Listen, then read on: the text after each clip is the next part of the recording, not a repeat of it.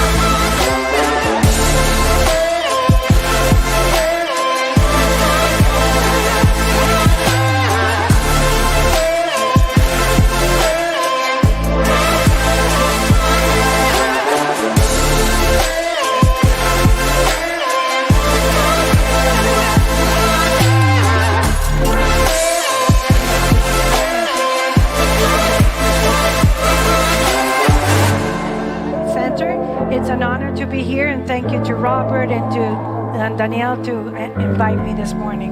I have a couple of things that I'm going to offer, but before that, just introducing myself. I'm from Uruguay, Montevideo, Uruguay. I came here 22 years ago, and I started my passion for food since little.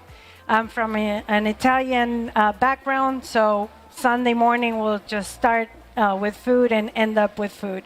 So here I worked for 20 years in a high-end restaurant in Miami Lakes, Shula's, where unfortunately it closed with a pandemic, and there's where I start my passion, showing everything that I used to do for my friends and family, turn it into a business. All my family's family and friends push me to create what I'm doing right now. So today what we have is our goat cheese log with candy bacon, fig, and a drizzle of honey over some delicious whole wheat crackers. Then from Uruguay, typical things, we have the sandwiches de miga, that we have, that the bread is very firm, but very soft at the same time, very gentle to the palate with cheese and ham. And we also have surtidos. And my famous candy bacon, that this is one of the things that blew up my business. So I hope you all enjoy it. And I'm going to get started. If you have any questions, please let me know. So here, I'm going to start putting some in trays so they can come and pass them around. This is an amazing show, huh? This is my first time here, and I'm super nervous, as you can see, but very, very excited for the opportunity. Here we drizzle some honey.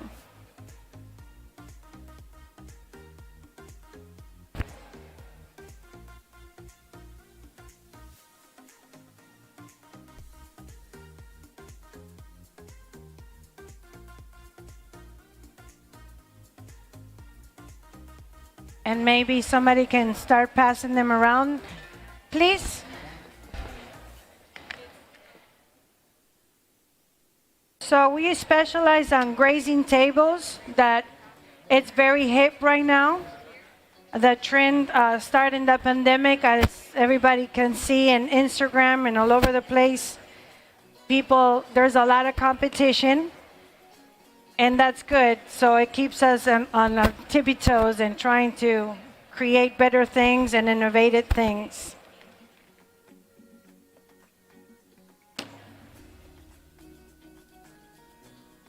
If you have cards, please give them to the back, that I have something to raffle at the end of the presentation.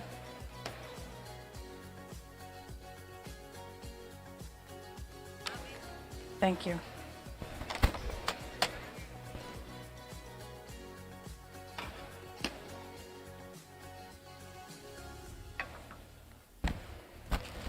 Is everybody having a good time? Is this your first time here?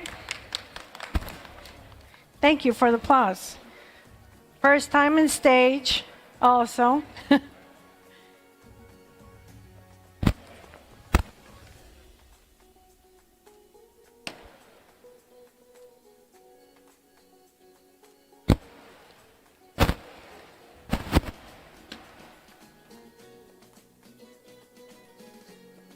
So in Creations in Bloom, what we try to offer is unique things for events, all customized, all tagged to your event. We match your theme.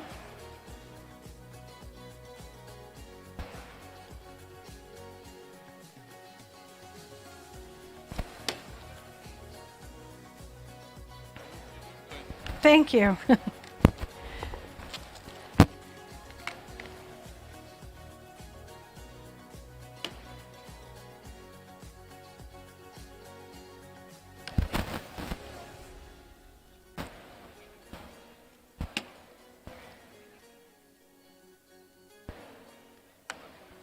Thank you.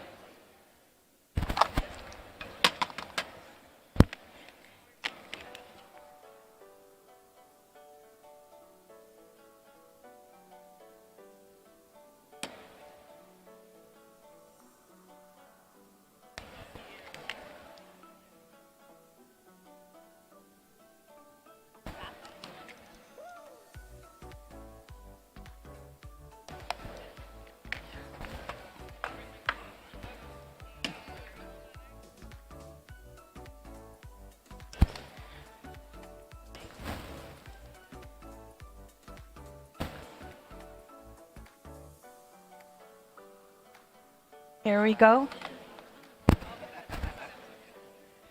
And now we're gonna start serving the sandwiches. These are typical from Uruguay. And I hope you all enjoy. Here we go, sándwiches de miga. Yanelis. Thank you. Thank you so much.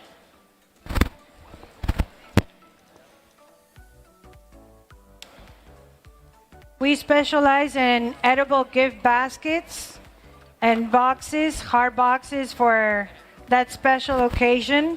As you can see here on our pictures, we do numbers and letters all filled with charcuterie and cheeses. We have all very high-end presentation.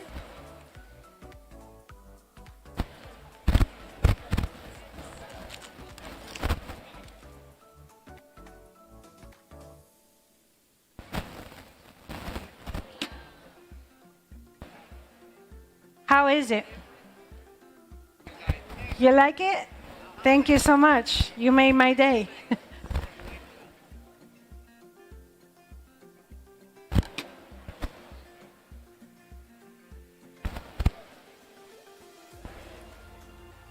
Does anybody have any questions?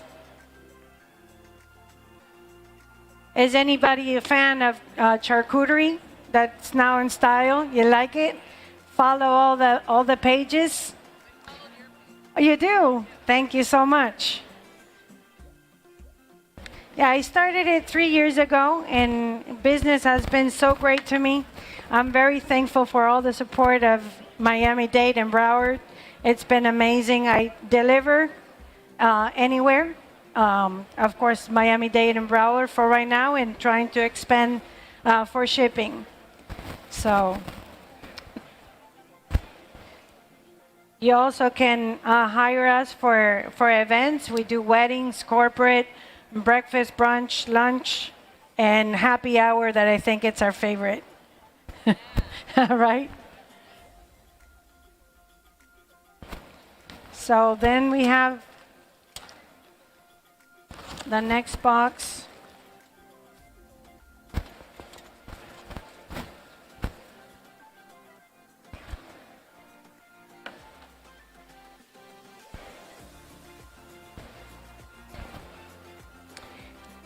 Who likes candy bacon?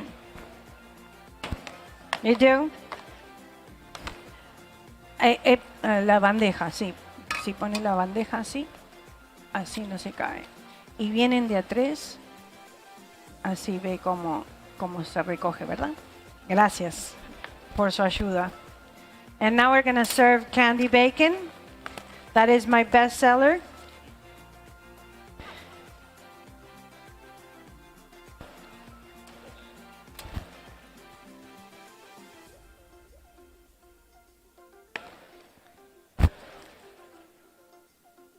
And here we have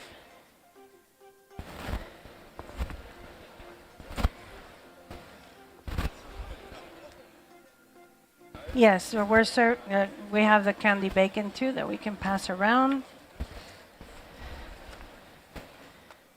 How is everybody liking it? Good? What did you like, ma'am? The sandwich? Both? Thank you. Actually, the sandwiches is launching it today, and I wanted to make an announcement and see what was the feedback. I'm gonna be actually putting my own menu. You're gonna have the regulars that we serve in Uruguay, but also with Creations and Blooms Touch that I hope that I can get your feedback soon.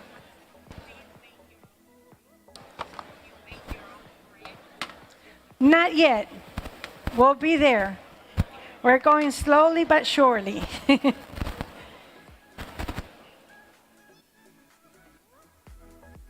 We have a charcuterie menu, but what it differentiates me from my competitors that I baked and I do a lot of my own recipes. So you cannot just go to a store and buy a charcuterie already done or just put it together. So you have to come to me to get my ingredients. So I use all my mother's and grandmother's recipes. For the Italian is my favorite box because it has all the marinades, the antipastos, and to me that's my favorite. It has burrata also with the pestos. I'm looking forward to also to bottle everything that I do to put it on sale. So let's see how it goes.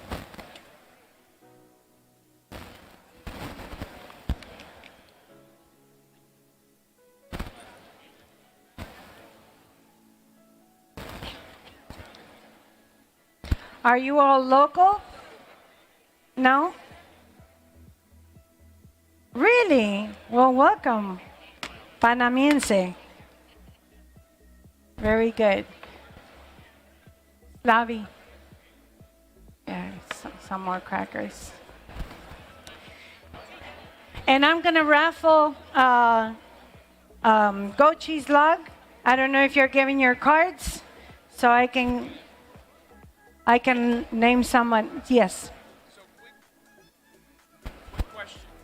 Yes. Quick question, Chef.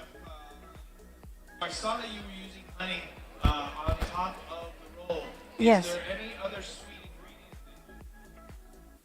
ingredients? Yes. Like for example, some of them were drizzled with Turkey Hill and maple syrup. And Correct. Right here. right adjacent to us in the corner booth from Canada, and that gives it a different little flavor. So if you're people like me that are not into honey, then your maple syrup from Turkey Hill would be Correct. the ingredient that you can use and just right across. And we're going to do one round with that right now.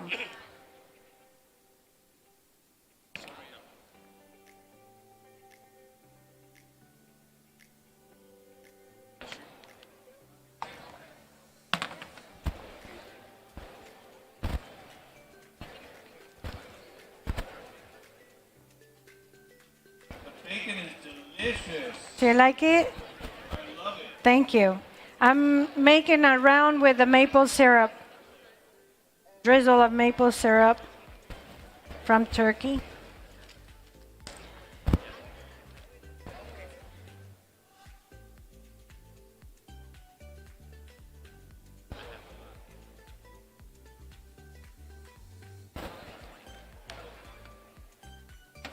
Did you like it? What did you have? The sandwich or the cracker? Oh, okay. That's a goat cheese. That's one part of my menu. Where are you from? Spain? Amazing. What part of Spain? Okay. Very nice. You came straight to come to the show? Oh, nice. Anybody has any questions? Any favorites of what I served today?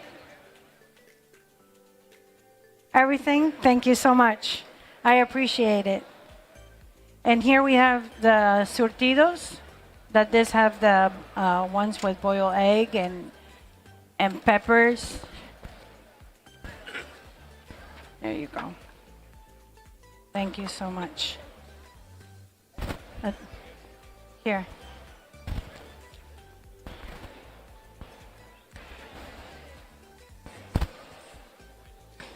Have you all been here yesterday?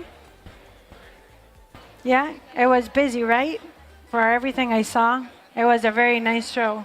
A good opportunity for people like me that they're trying to expand and grow their business. It's really amazing.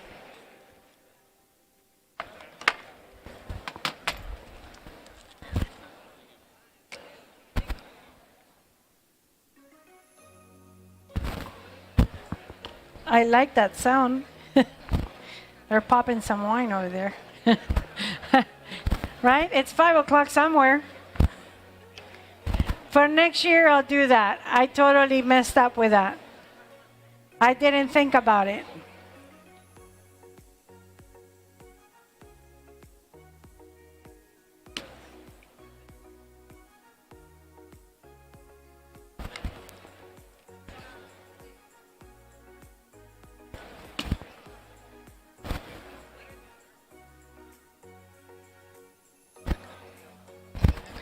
If you have a party coming up, please call us or text us.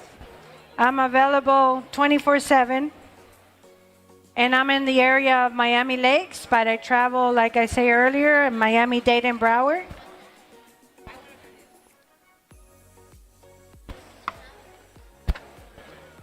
Thank you. And bacon, too.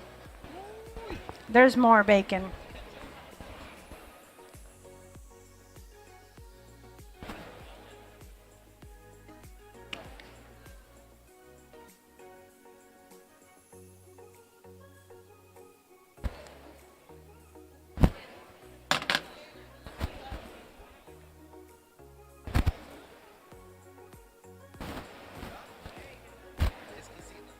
Really? Thank you so much. Yes, there are more. Excellent. Really? Thank you so much. Your feedback make me happy.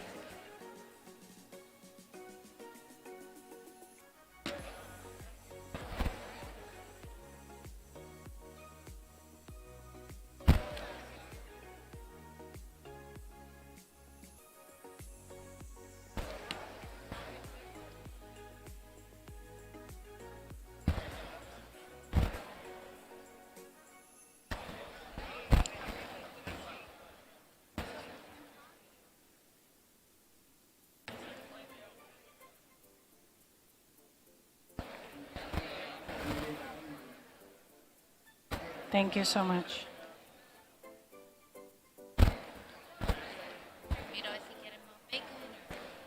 Yeah, I guess. And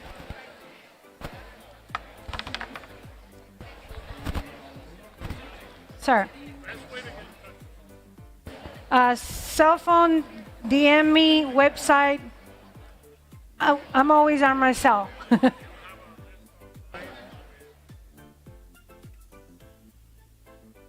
Oh, of course. I have a menu with everything I can provide to you. And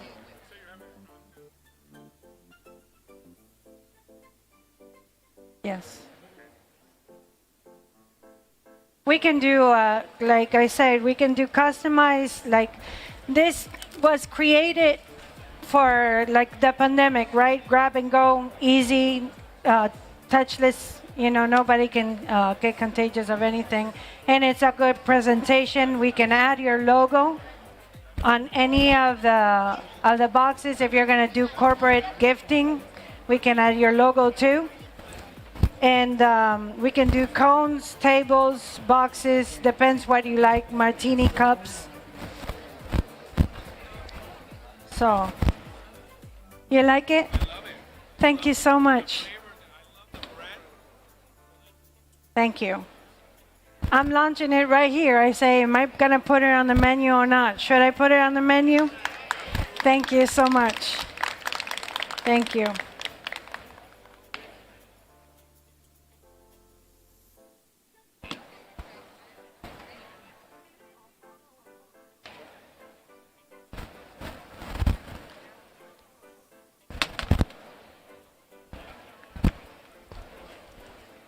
I can't wait to taste everybody else's food. I'm gonna stay here for the next tasting. Spain, Yole. I'm sure. They're going to do 6 tapas and wine. Live and learn, right? Next time I'm coming with wine or champagne or something to make it happen. That's my type of crowd, I think.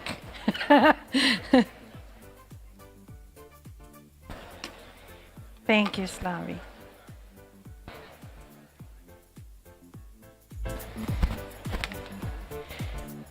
My dear friends came to help me today, and I'm so happy. I brought an applause for Yanelis and Slavi because they've been cheerleading me. Thank you so much.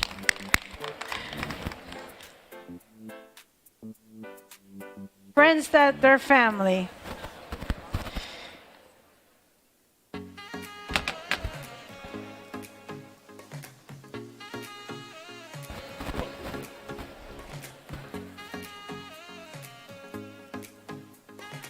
Do we have enough cards already to raffle? Yes.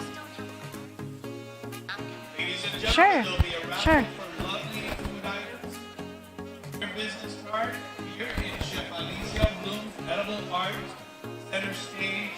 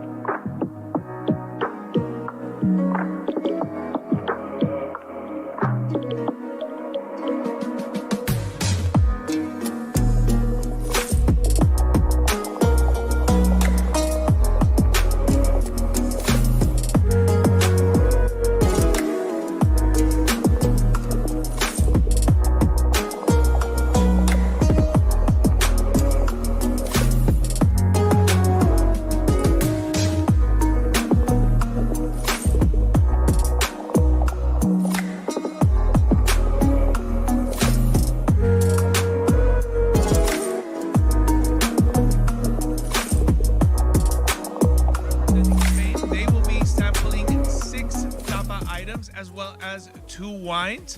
Take your seats. We're starting immediately, and let's welcome Chef Doreen. We're glad to have you again. Thank you so much. Is everyone ready this morning? A lot of energy. Everyone is hungry. Everyone is ready to learn about food and wine from Spain, the best food and wine in the world. My name is Doreen Colondres, and I'm originally from Puerto Rico. Actually, I'm the creator of La Cocina No Muerde and a cookbook author and owner of Vidi's House Wine School in North Carolina. But I lived actually 2 years in Spain in the south, and my grandmother was from Spain, and I've been always very, very passionate about all the ingredients from Spain. So feel free, I want to make this interactive, so feel free to stop me at any time if you have any questions about the ingredients, the wine, or the recipes that we're gonna showcase today. Is that cool? Okay. We have a few spots. I can see like 3 or 4 spots. So everyone that is on the back, feel free to join us. We have 3 or 4 spots, and we're ready. Let's do this. So thank you so much to Food and Wine from Spain for having me, and the government of Spain. Spain is absolutely amazing when it comes to food and wine. They're very passionate. They're very strong in terms of their roots and their traditions and their products, and all the ingredients in Spain are very well protected because they want to protect the quality, they want to protect the flavor, they want to protect the authenticity of those ingredients. So something that we struggle here in the US and any other country outside of Spain is we have a lot of imitations in the market. And that's very, very complicated because how do we know? Well, we have to read a lot those labels. We have to make sure that the cheese that we're buying, or the beans that we're buying, or the jamon that we're buying is for real a Spanish product. And for that, we have to look always for the seal of that product. If it's a DOP or if it's a GI, Denominación de Origen Protegida in Spanish, but that seal is the one that will secure the quality of the ingredients. So I have a lot to say, but before that, in front of you, you should have our first tapa of the day. And lucky you, you have a 100% Iberico ham. Yay, I heard that, yay. And in Spain, we have 2 different breeds of pig. We have the white pig that is used for the Serrano ham, and then we have the black pig that it's called Iberico because it has to be from the Iberian Peninsula, okay? So there's 2 different animals.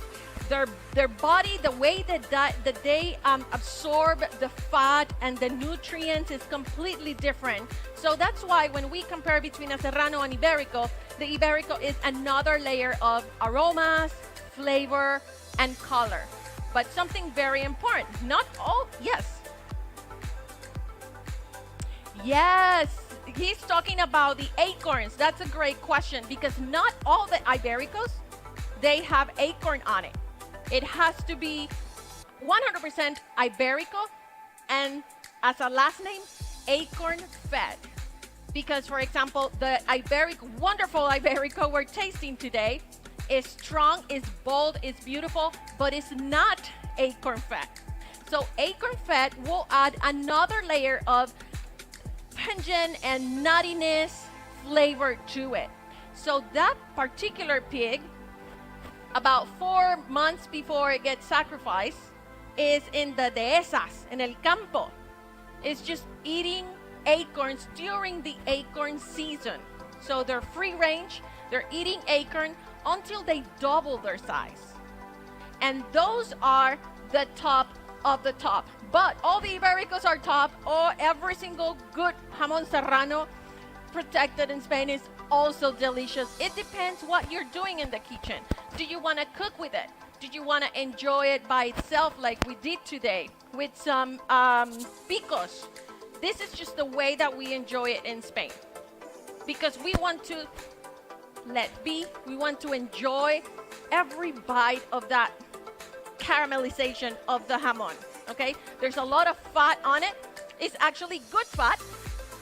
The fat on the jamón ibérico is compared to the fat that we find in really good quality of olive oils. How is it? Excellent? Yes? Okay, cool. Let's talk about the wine because we have a red wine in front of you. Let's check on the aromas. If I can have also a glass of wine, that will be great.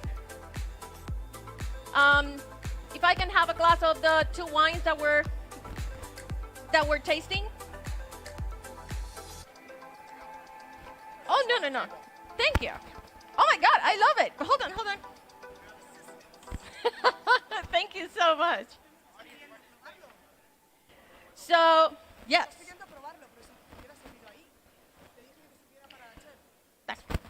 So we have a Monastrell, Sensibel, or Tempranillo, Cabernet Sauvignon, Petit Verdot, and Shiraz. So this is a blend from the region of Jumilla. Jumilla makes absolutely wonderful wines. Really nice. Is a blend that will pair to perfection with this wine. What we don't want when we pair a jamón ibérico, we don't want anything excessively high in alcohol. We don't want a wine that is low in acid. We want high acid wines, and we want elegant alcohol, great tannins, so it can pair to perfection. Okay? How's the wine? It's aged in oak, barrels for 6 months, French oak. So it has some elegance to it, but it's not too heavy. Very delicate, very fun, easy to enjoy with the jamón. Are we ready for the next one? Yes. So our next tapa are cheeses. Do we have a few mouses in here? We're gonna enjoy two different cheeses. Everyone has the cheese on the plate? Not yet? Okay. We need the cheese, kitchen. You're gonna enjoy two cheeses. One is our beautiful Manchego cheese that we all, I think, know. Is aged for 6 months. And this Manchego is from Don Alonso. It's a company in La Mancha. Really, really nice cheese. You can find Manchegos firm or soft. It depends on for how long it's been aged. Okay, so that's the main difference. Remember, you don't want any cheese to be too cold by the time that you serve it. And that's a really bad mistake that we tend to do. So if you're gonna enjoy a cheese, keep it out of the refrigerator if you're using a regular refrigerator. If not, the perfect temperature for a cheese is the same cooler or cellar that you're using for your red wine. Same temperature. We'll maintain it to perfection. If it's too cold, your cheese is gonna be really dry and you're not gonna enjoy the aromas and the texture of that cheese, okay? So in the region of La Mancha, they also make this queso de oveja. It's exactly the same manchego, but because they made a twist on this cheese, they can't use the seal of manchego DOP. So the second one is a smoked cheese, small production company. They're here with us today. Really small company, beautiful artisanal cheese. The only thing they're doing here is smoking it naturally. I am not a fan of smoke, and this cheese stole my heart because it's naturally smoked. It doesn't have anything added to it, and it melts in your mouth. It's very creamy, very elegant, right? Did you agree? Yes, I see a lot of yes. Everyone is enjoying it. It's very well done.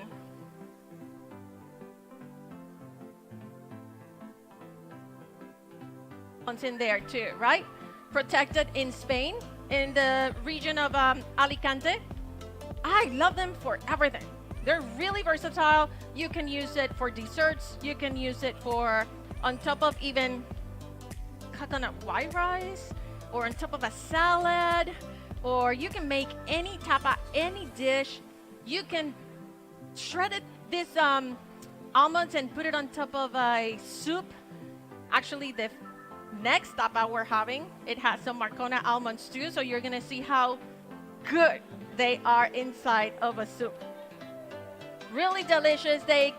Sometimes they come just the way they are, and sometimes they have sea salt or even fried in olive oil with sea salt. They are delicious, very creamy. You can find it also covered in chocolate. We're about to taste some for dessert. So they're very, very delicious. Yes, good pairing. And if you're curious, that manchego or the smoked cheese with those Marcona and cava, woof, that will be kind of like heaven.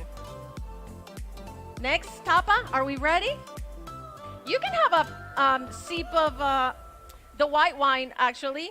It's a Vergel Blanco. I think this wine, yes, is 80% Airen. Airen is the most planted grape in Spain. Airen and Tempranillo are the most planted one. And yes, it's white. Yes, it's all over Spain. And this wine in particular is 85% Airen and 15% Sauvignon Blanc. Airen is not a grape that is too high in acid. So we added, they added some Sauvignon Blanc to it to increase the acidity and the aroma, because Airen is not too dramatic and is the opposite to Sauvignon Blanc. So when we do wine blends, when we are producing wine, that's the beauty of combining different grapes, that one grape will add to the other one. This wine is on oak, but I'm sure it has some fermentation that we call malolactic fermentation, because it has a little bit of a creamy feeling, right? That white wine, and that creaminess will make it paired to perfection with the cheese and the almonds that we're having. Good? I want to see thumbs up or thumbs down. Woohoo! Okay. Ready for the third tapa? Yes? Cocina, listo? Thank you.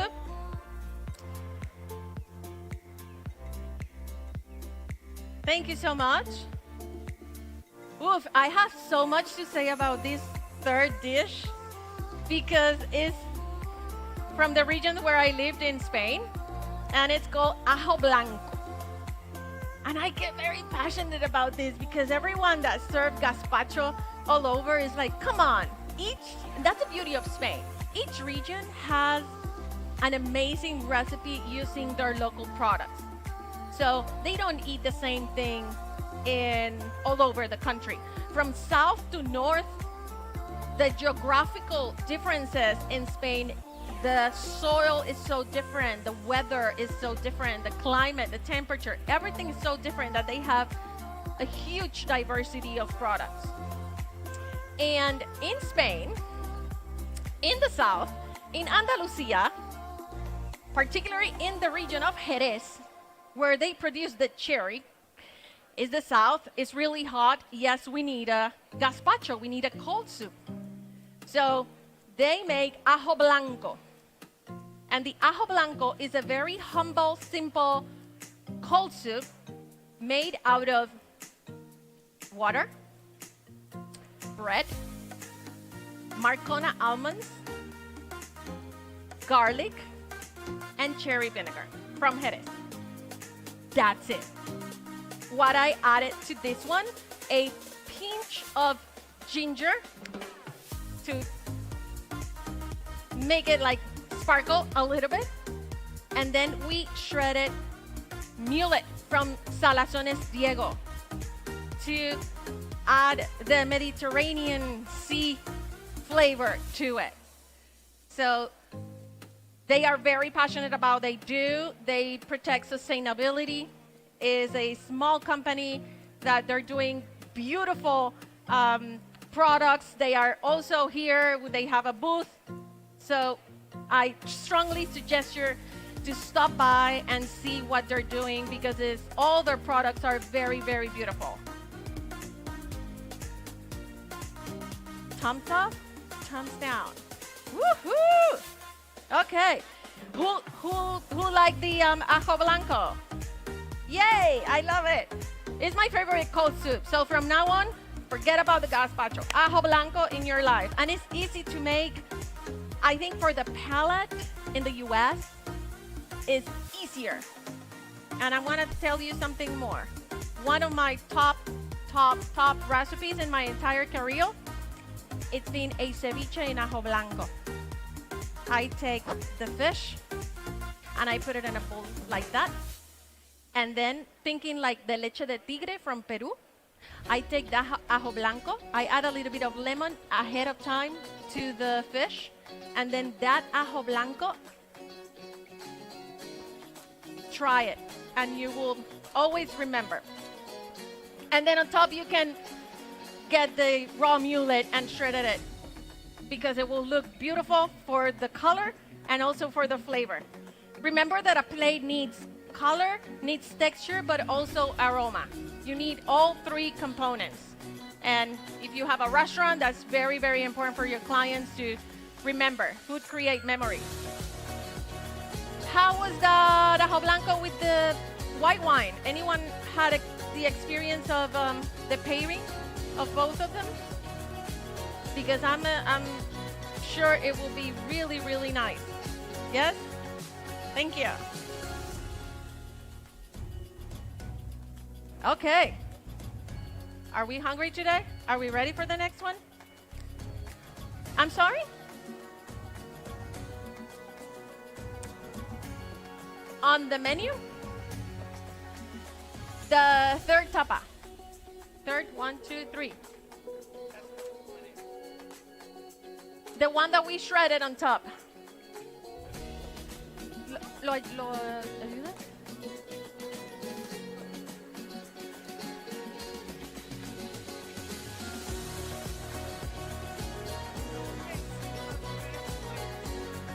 Oh, you can use grapes too if you don't want to add the mullet. You can add the mullet to a pasta too, to a salad, to finish any dish. That's the good thing about the millet. When we shredded it, we can use it pretty much to everything. Okay, are we ready to enjoy our fourth tapa? Yes? Okay, kitchen. We're ready. Hey team, we're ready for the fourth one. Okay, our fourth tapa is a very traditional one, but we're garnishing with a little bit of ocean too. And it's a traditional pan con tomate or pan tumaca. The most important thing is like we are in the United States and we need to add flavor to that pan tumaca. Most of the tomatoes here, they don't have any flavor. And we don't live in Spain, we don't live in Cordoba, where they produce these amazing tomatoes. So I strongly recommend you, if you're making pan tumaca and you want your clients to order 3 trays or pan con tomate, use a really good quality of tomato. So we use heirloom tomatoes. They have a lot of flavor. And also sometimes the pear tomato will make it work. Don't use beefsteak tomatoes because the pan tumaca is not gonna work. You're gonna struggle shredding that tomato because the tomato is almost plastic. So pan tumaca doesn't need to be mixed or blended. The tomato is not a sauce. The tomato is just shredded tomato and that's it. You're gonna add extra virgin olive oil.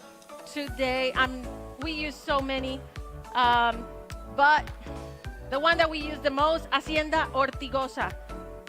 100% arbequina, very creamy, very elegant, very smooth.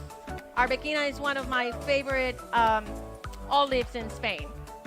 So tomato, olive oil, a good one, and then salt if you want, a little bit of pepper, and that's it. That is the tomato that you need for your pan tumaca. Do we add it on top? Cabo de Peñas. Outstanding, sustainable, great quality of sardines. Small sardines. We call it in Spanish sardinillas. Sardinillas in olive oil. They are full of omega-3. They are rich in calcium. They are low in calories, high in proteins. They are wonderful, and they are easy to serve because they are preserved in a can. Yes, it comes in a can, and sometimes we think that everything that is in a can is bad. No, because everything that is preserved is something that is being fresh and it's being preserved in that can for us to have all the flavor, all the nutrients of a really good product. And that's Cabo de Peñas. Really, really good product. Of course, you can get creative and add other stuff to that sardinilla, but if you just let it be, like we did now, you don't need anything else. On top, I believe we added some shallots and microgreens, and that's it. Definitely the white wine, the Airen Sauvignon Blanc, will do absolutely great with that dish. Are we ready for some real cooking? Thank you. I'm glad you're enjoying it. Thank you. Okay, we're gonna make some alubias in here. I'm gonna use, which one I'm gonna use? Let's use the one that my grandma used to use in the kitchen every day. Just a little bit of olive oil in here. Remember, in Spain, we have such a diversity on olive oils and olives that you can have different olive oils depending what you're gonna do. You can use an extra virgin olive oil for cooking. You can use one to finish the recipe. And you can use a really high quality of olive oil to garnish that recipe and to add a little layer of extra flavor at the end. So that's why from now on, you need at least 3 or 5 different olive oils from Spain in your kitchen. Be like me. No, don't be like me that I have like 15. Okay, I'm gonna add some tocino. And we love flavor, and this is why I'm starting this recipe with some tocino. And I was sharing yesterday this story about the memories of the tocino in my house. My grandma used to start every recipe with tocino, and then we were fighting about who can have a little crispy bite of that pancetta before she moves on with the rest of the ingredients. She used to make the best white rice with tocino, and the beans, tocino, and every stew, tocino. It was just that layer of flavor that we don't want to miss. And I'm not gonna lie, I'm using Iberico tocino here, so that's why I'm not adding too much, because we have a lot of flavor in here. In addition to that tocino, I'm gonna add Iberico chorizo, but it's fresh. You can get Iberico chorizo dry cured that you don't want to cook it too much because it's already dry. So it's cooked. You don't even have to put it in the refrigerator, okay? Even though it says to put it in the refrigerator, everything that is dry, we can keep it outside of the refrigerator. But when your chorizo is fresh, it's another thing. You need to cook it for at least 5-10 minutes, depending on how much chorizo you're cooking, in really high temperature.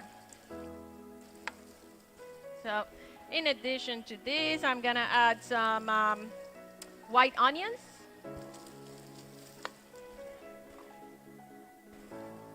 And I like to use for this recipe white onions. Even though the yellow onions are called sweet onions, not here in the US. The white one is sweeter than the sweet yellow onion. And you want that sofrito to be full of flavor. Yesterday I was writing an article about sofrito. And that beautiful word sofrito that it was created also in Spain, it's just that magic olive oil, just letting it sweat to the onion and combine it with the aroma of the garlic. That aroma you're probably getting. That's the beauty of a sofrito. And starting every recipe with a sofrito is very beautiful. Then each country has their own sofrito. Each region, for example, in some regions in Spain, they will add to the sofrito ñoras, others azafran or pimentón. So it depends on the kitchen, the person, the region. There's no good or bad sofrito. Every sofrito recipe is delicious. And the idea is that, to have a good base that can add flavor to the recipe. And after we invented sofrito, when the new world and the old world got together, they brought tomatoes, right? Tomatoes and pepper to the sofrito. ¿Me ayudas en algo?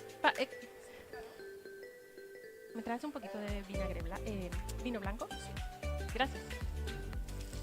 And that's why we're gonna add some fresh tomato. And we're gonna fry this.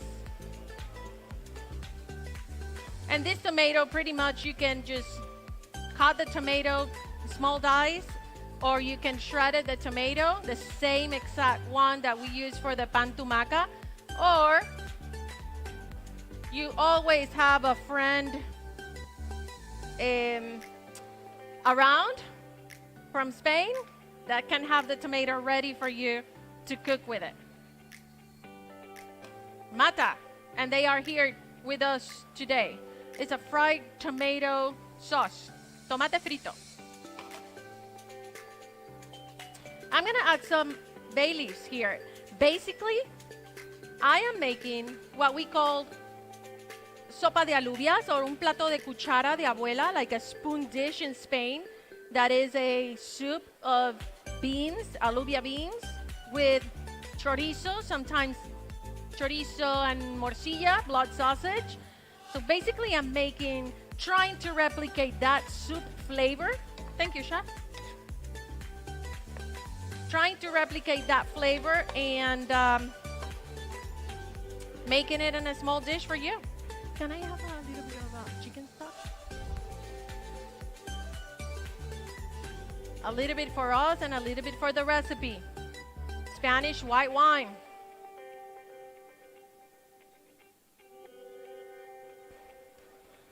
And I don't know in your house, but I own a wine school and we work with wine all the time, and I have always wine left over in the kitchen. Every time I talk about wine leftover, people look at me like, do you have really wine leftovers?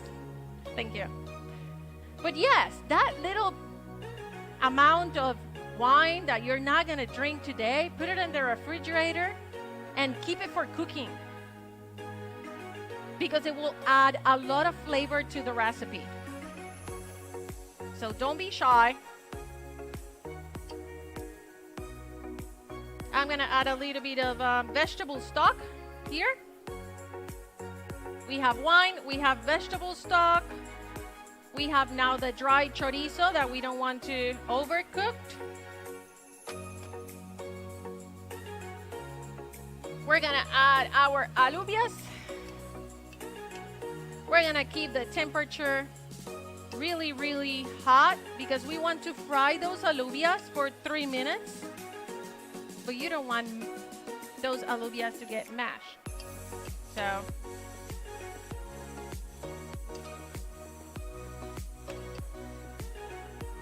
we're basically gonna fold this.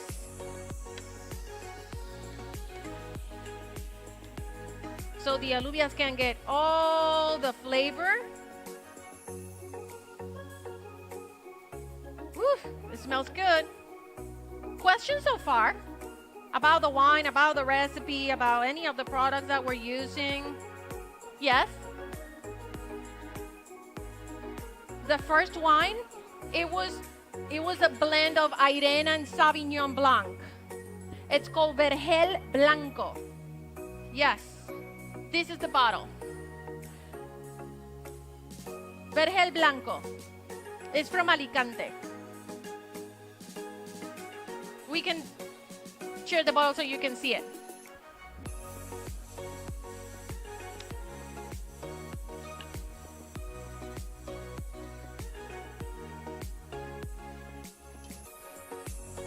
Then I'm gonna add a secret ingredient. We have two types of chorizo so far, remember? We have the Iberico fresh chorizo. We have the Iberico dry chorizo. And I'm gonna add now a pinch of sobrasada. And sobrasada ibérica. Sobrasada is a spreadable chorizo. And it has so much fat and so much flavor that just a little bit will be enough.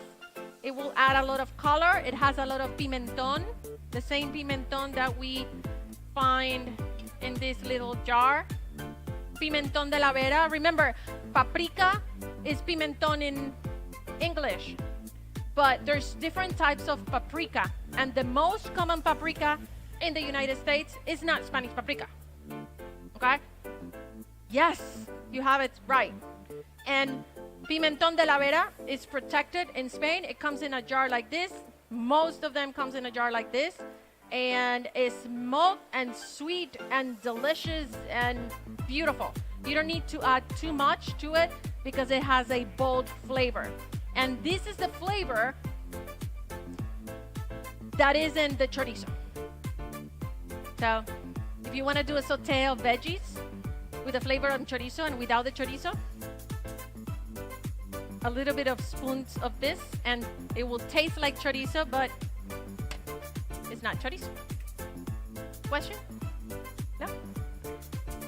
Okay, let's talk about the next wine to pair this dish. Do you have it in the glass, the third wine? Yes? Thank you.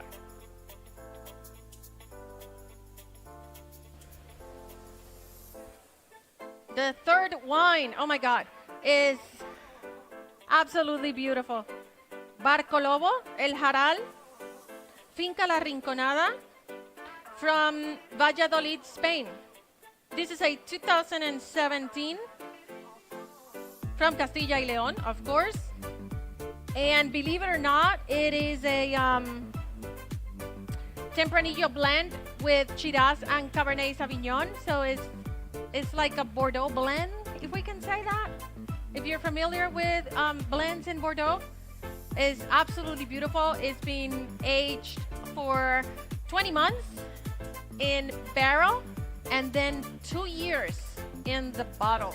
This is a big guy, very elegant. We opened the bottle probably an hour and a half ago to let it breathe. It's beautiful, it's elegant, it's absolutely wonderful. And thank you so much for the winery that they're here. Thank you for sharing it. Absolutely delicious. So this wine will do really, really good with a lot of things because of how elegant it is. I will say with pork or lamb, but anything with chorizo will do absolutely great too. So that's why if you have a chance to enjoy it before, during, and after enjoying the alubias, it will be great. So you can truly enjoy it. I'm sorry? Oh, perfecto. It has a lot of plums. It has a lot of, oh my God, it's beautiful.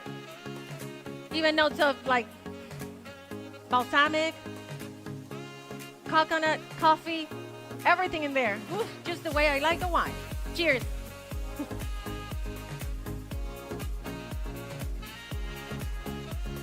Really good acidity too. And the tannins are the astringency. When you drink when you taste the red wine and you get, your tongue gets like a cat tongue, that's the astringency. And you get that astringency from tannins, and tannins are on the skin of the grape, okay? But then, because this wine is been in oak, aged in oak for so long, and then in the bottle, that astringency, those tannins get really elegant and smooth and beautiful. That's why you don't feel a lot of it, okay? I think this is ready. Let me give it a taste.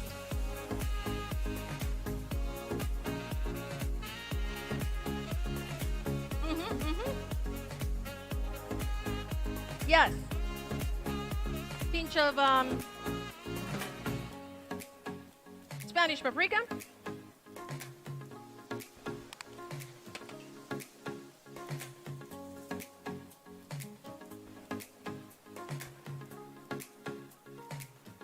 And this is done.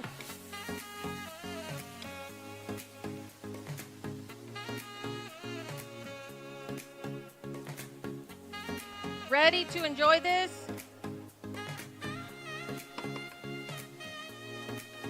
Chef, are we ready?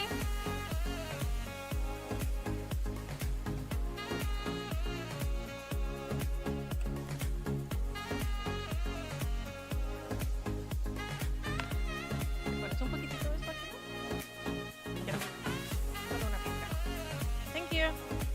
You're about to enjoy that now with the wine. Okay, who prefer wine number 1?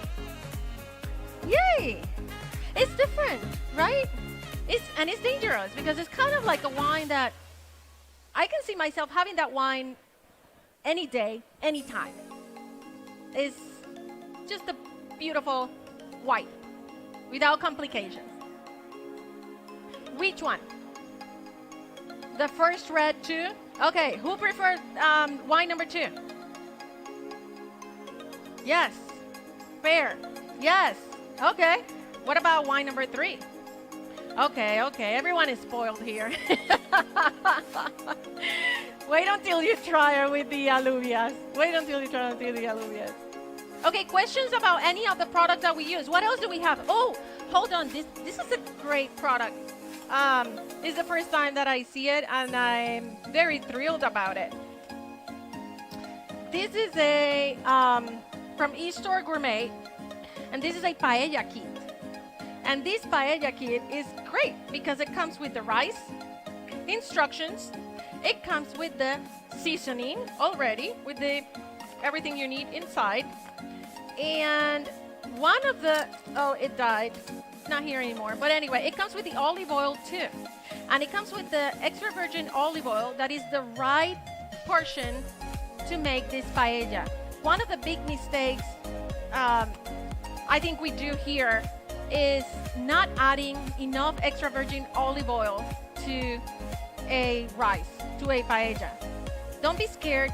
You can cook with olive oil, you can shower with olive oil, you can massage with olive oil, you can do everything with olive oil, okay? We're safe. This Mediterranean diet is the best olive oil in the world, and yes, we can do everything with olive oil. Got it? Make sure that if you're making paella, make sure that that pan is covered with olive oil. If not, it's not gonna get crunchy and it's not gonna cook to perfection. Make sure you have olive oil from one side to the other. And that's a good thing because the first time you buy this paella kit, you have the right portion to make that paella the first time. Cool? What else do we have here? We have the 3 wines. We talk about the cheese. Oh, let me show you. This is the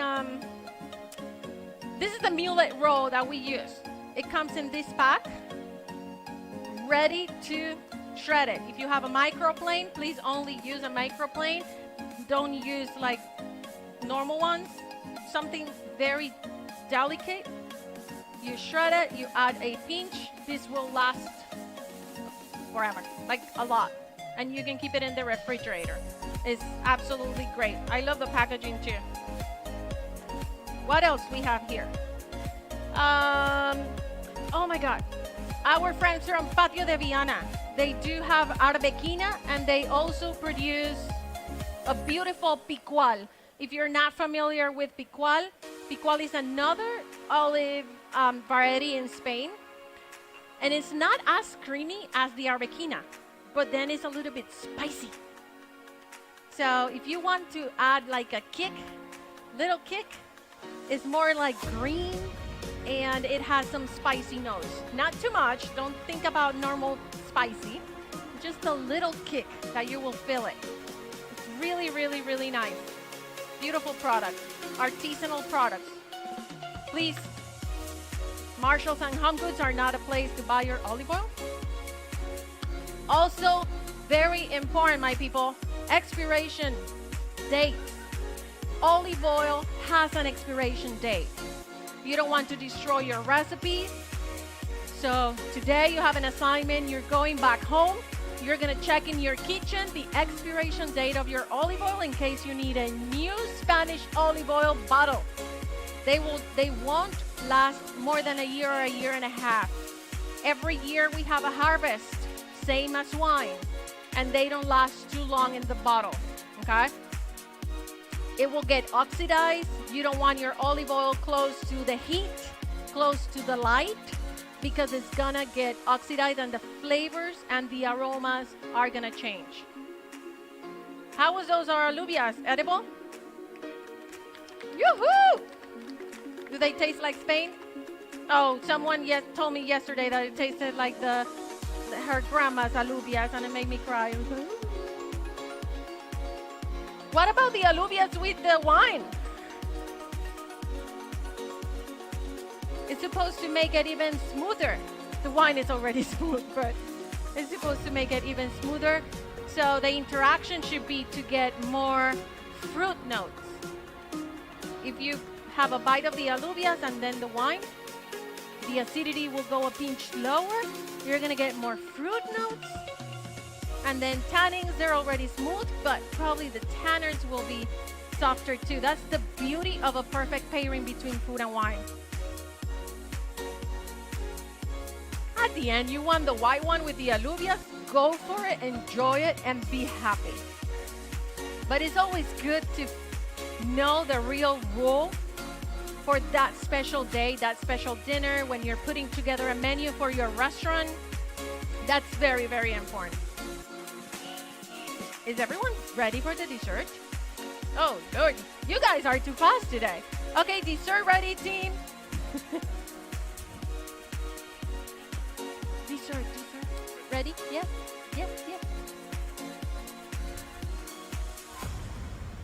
We have a little surprise for you. A bite of happiness.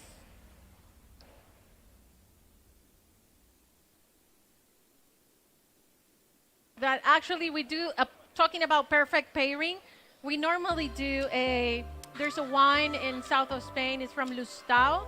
It's a cream cherry wine that it has perfect acidity and sweetness on it, and it goes really well with this dessert. So when you're enjoying a dessert and it has, of course, sugar on it, you want a you want a wine that has more sugar than the dessert.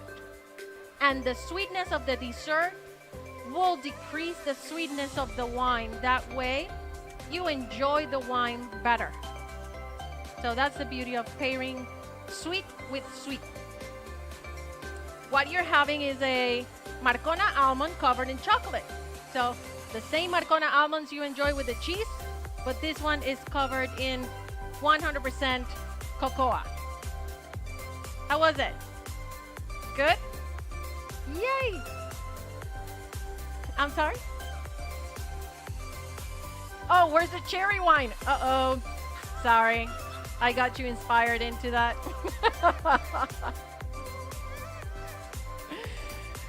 Okay, before saying goodbye, any questions so far?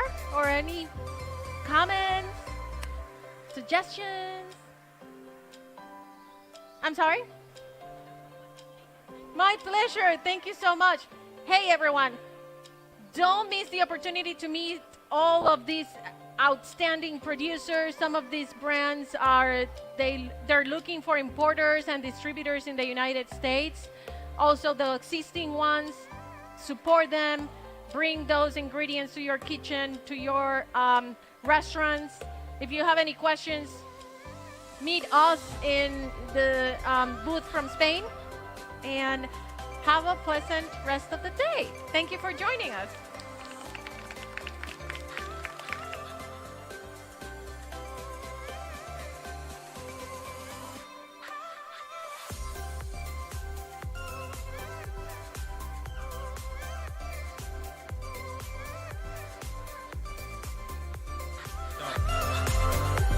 Thank you so much, ladies.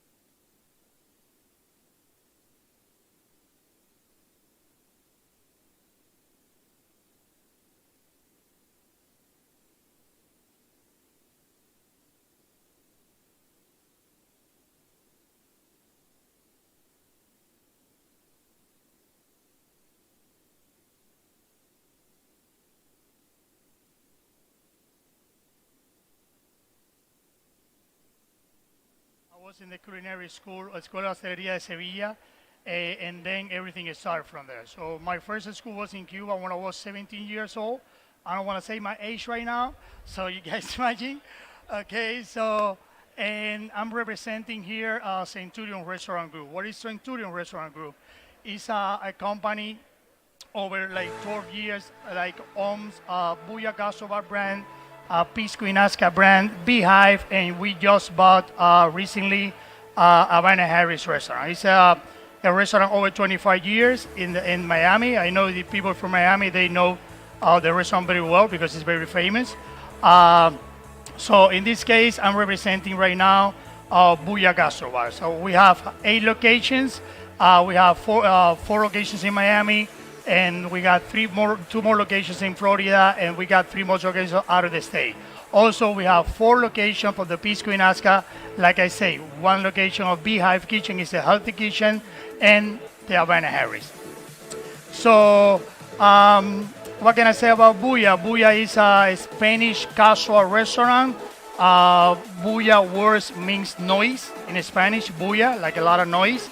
It's a fun restaurant, so you can go like try the happy hour menu, 5 to 7 every day. I can guarantee it's one of the best happy hours in town. Also, we have a brunch menu. Also, we have a quarterly seasonal menu. Then how it works? So we take chefs from all locations, and we travel to Spain every year, and we take some ideas, and then we create a menu quarterly, basically like by season, fall, spring, winter, and summer. So right now we're gonna have pretty soon a launch of the seasonal menu, October 4th. I hope you guys enjoy it. If you wanna come to join us. What we're gonna do here, we're gonna do gazpacho andaluz. Gazpacho andaluz is a cold soup. I know you guys heard before about it, like soup is in Spain. They have hot soups and they have cup soups. In this case, so we're gonna share our recipe of our original gazpacho from Buya Gastrobar. It's very simple. So we have a few ingredients here you can see. So we have tomatoes, we have onions, peppers, cucumbers, garlic, cherry vinegar, olive oil, salt, and a little bit of sugar.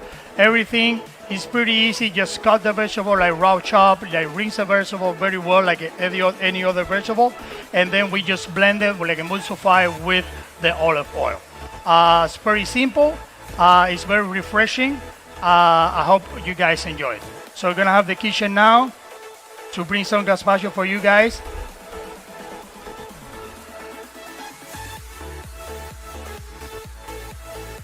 Have you guys visited Buya before? Yes? What's your favorite dish of Buya? Everything?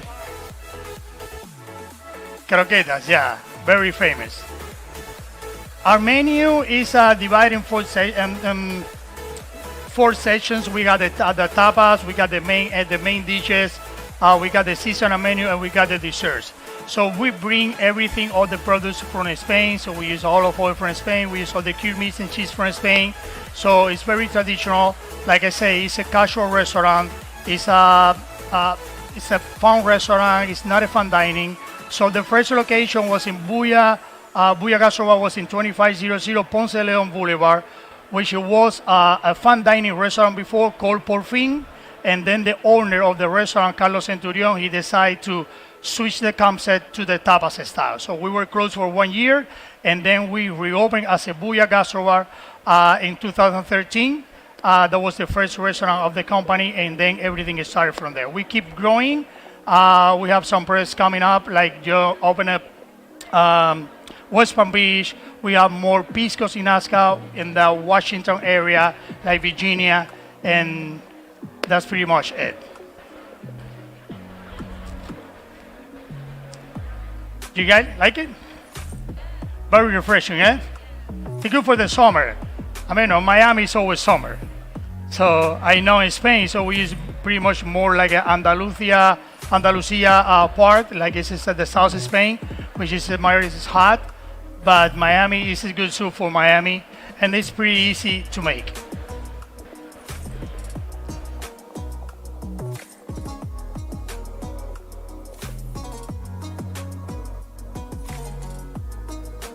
All right? Okay, so, okay, guys, I think that's all. This is a very short presentation. We have only one dish. I promise you guys for next year, so I will bring more stuff, and then we can cook for you guys. All right?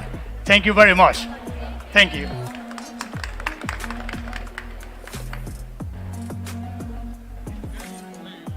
Thank you, ladies and gentlemen. And a big hand of applause for Chef Felix from Booyah Gastropub. Did great. Thank you, Chef.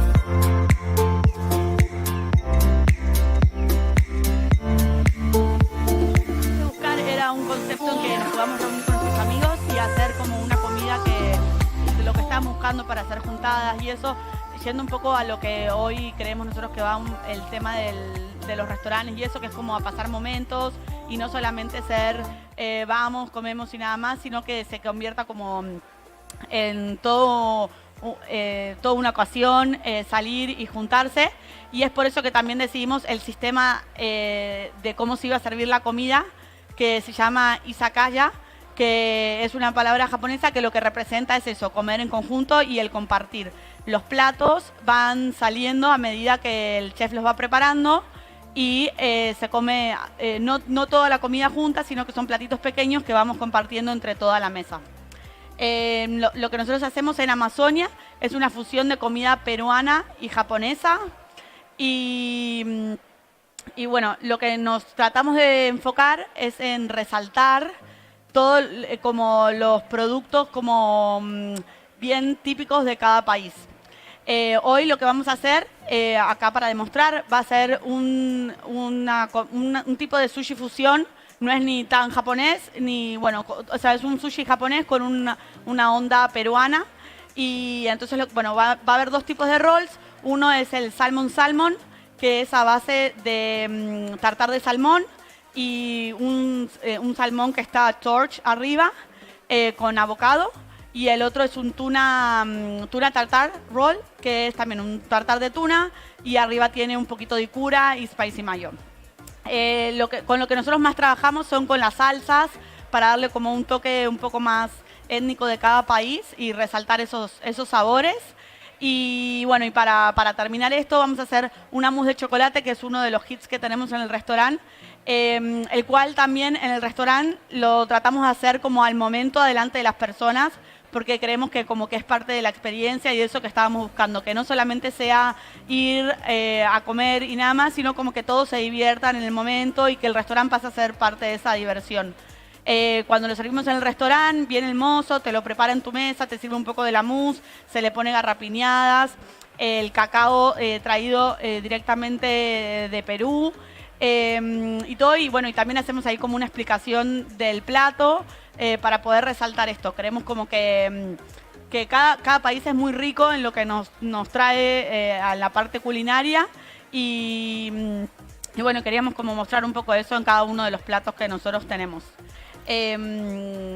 Acá estamos con el chef Puig, que nos acompaña y bueno, va a empezar a preparar uno de los rolls. Si quieren un poco les voy contando medio cómo lo vamos preparando, pero lo que, como les digo, lo que tratamos de hacer nosotros es algo que la gente pueda comerlo y compartirlo al mismo tiempo y que sea una experiencia y lo puedan disfrutar.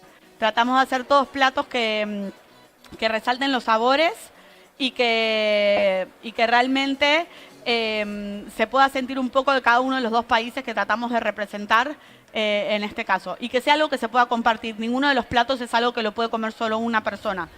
Todos los platos son para compartir en la mesa y tienen como bocaditos para que más de uno pueda comerlo.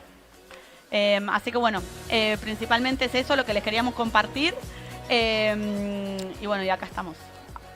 Acá compartiendo un poco. Ahora vamos a hacer primero el tuna tartar roll, que bueno, como les digo, lo que tratamos de resaltar, lo tratamos de hacer a través de la salsa también, porque con el ponzu lime sauce tratamos de darle como un sabor bien, como llevándolo más a un estilo peruano, si bien utilizamos lo que es el sushi, que es una comida japonesa. Y bueno, y eso más que nada, como que lo que queríamos era que pudieran probar algo nuestro, que es que para nosotros simboliza como la unión de amigos y de pasarla bien y eso, y creemos que de esa manera queremos representarnos y que es una de las cosas que se resalta en la comida japonesa. Y por eso es que elegimos este tipo de modelo de servir la comida, que es izukaya, porque creíamos que era algo que queríamos resaltar de ese tipo de cultura también. Y en cuanto a todos los platos que nosotros servimos, son de esta manera. La mayoría, tipo, como que el consumidor puede interactuar con el plato en sí. Muchos son que se autococinan el propio cliente su propio plato. que le falta agregar una salsa, algunos son unos tragos que por ahí tirándole alguno de los ingredientes cambia de color, como que siempre hay una interacción entre el cliente y el comensal, que es más que nada lo que queríamos generar, y también generar como un vínculo con el cliente desde el lado como de compartir y hacer algo que no sea solamente de nuestro lado, sino como que ellos también se sintieran parte de la experiencia. Así que bueno, más que nada eso. Y ahora, bueno, ya ahora van a poder probar algunos de nuestros rolls. Y después, como les dije, de la mousse, que realmente es un plato que es de los más vendidos en el restaurante, por esto de que también es como toda una experiencia instagramiable y que la gente le interesa mucho y está muy bueno en la forma en que lo presentamos y que la gente se pasa a ser parte del restaurante y interactúa con ellos. Y bueno, y tratamos de respetar eso, que en todos los platos toda la gente pueda formar parte y todos sientan que es algo que están compartiendo y no solamente yendo a comer afuera. Le ponemos por ahí un poquito de la salsa y después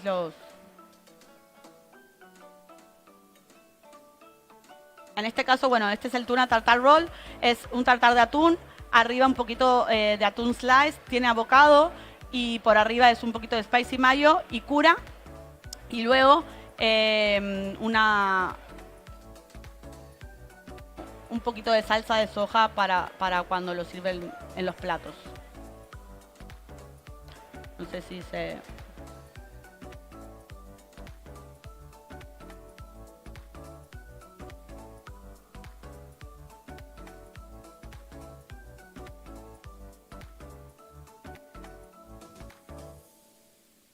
Ahí estamos terminando el plato, poniéndole un poquito de cura sobre el roll, como para darle un toque más fresco y un poquito más japonés a la parte de lo que se hizo todo el tartar en el medio para que sea un poquito más, una mezcla más peruana.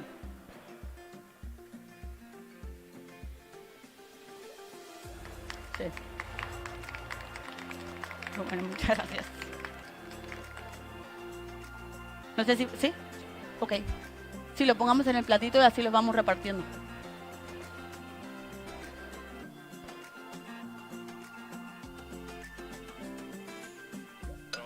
Pero hay que ir no, hay que ir repartiendo, lo están diciendo.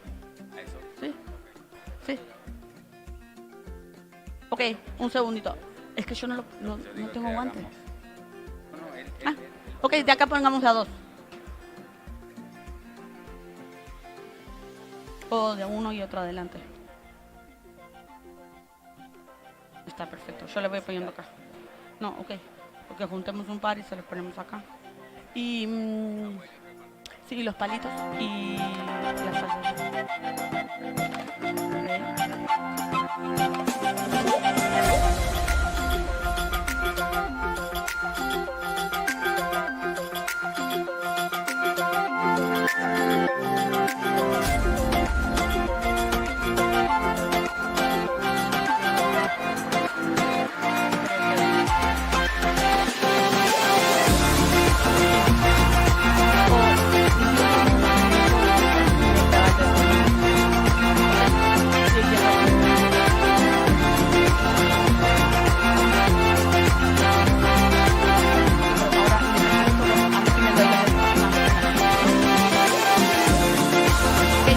Que le vamos a hacer nosotros, vamos a preparando el de salmón.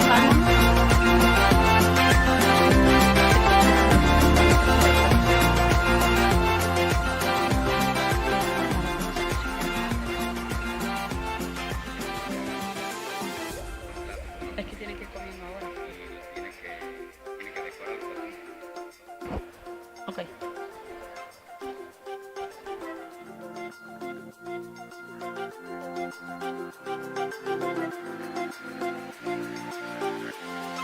Ok, bueno, ahora mientras tanto va a ir preparando el salmon, que es un salmon tartar, un salmon torch arriba, viene con avocado y una salsa de ponzu lime.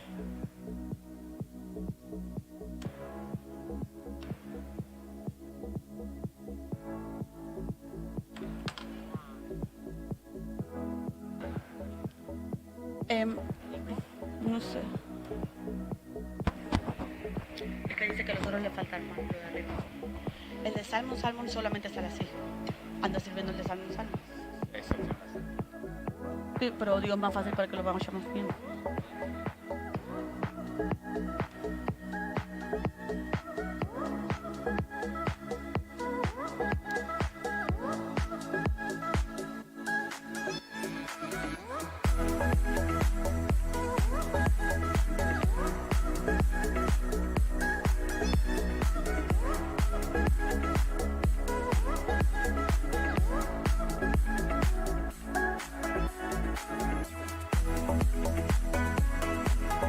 Ahí se le va a dar.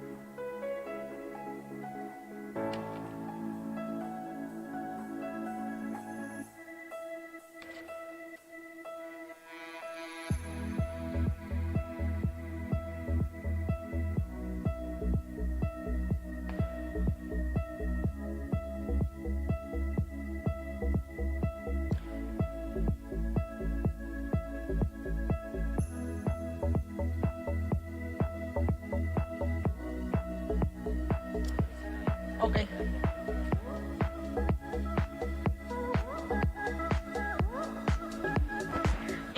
¿No querés hacer el boceto?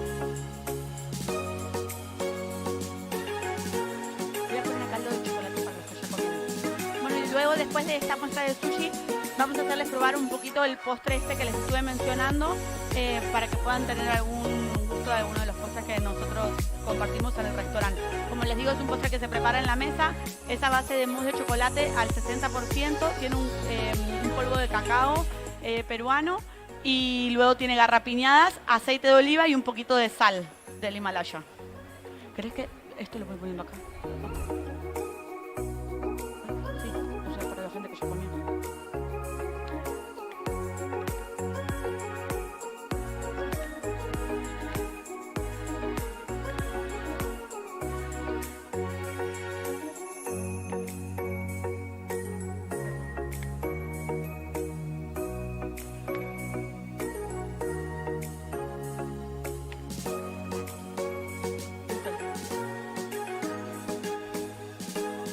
Lo que nosotros tratamos de resaltar es en todos los platos como la mezcla de las texturas y de los sabores. Este es un postre que combina lo salado con lo dulce y bueno, que también es así como para compartir. Se sirve en un plato grande en la mitad de la mesa y todos van como con una cuchara compartiendo con los que están comiendo.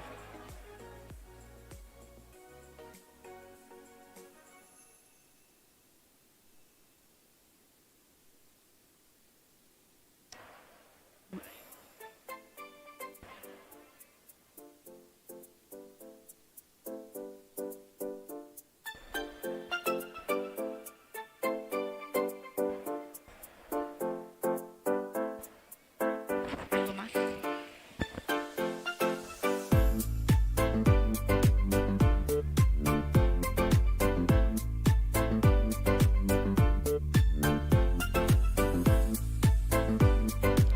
Bueno, espero que les haya gustado el sushi y que bueno, que este postre con este mix de dulce y salado les guste. Y bueno, esperamos verlos por nuestro lugar, es en Miami Lakes, en la calle principal, y también buscamos un lugar así que sea familiar y que sea como un punto de encuentro, y por eso estamos localizados como ahí en la plaza central, porque era como un poco lo que buscábamos, el tema de la reunión, el que estemos todos juntos compartiendo, es como lo que queríamos resaltar nosotros en el restaurante. Así que bueno, principalmente eso, les agradecemos la oportunidad y esperamos que les haya gustado. Ladies and gentlemen, let's give a round of applause for Amazonia Restaurant. They pulled off an excellent demonstration of the culinary skills of making sushi, sashimi, and chocolate mousse. Did everybody like the mousse and the sushi? Well, come visit Amazonia Restaurant. It's on the main street in Miami Lakes. Thank you very much. Excellent ambiance and great mixologists, great beverages. Again, thank you. We're getting ready. Our next demonstration is from the country of Panama. They have 7 chefs upcoming. And please, everybody, if you want to see more information about the chef and their demos, go on LinkedIn, on Instagram, and on YouTube. All of these are being streamed live. Thank you again. And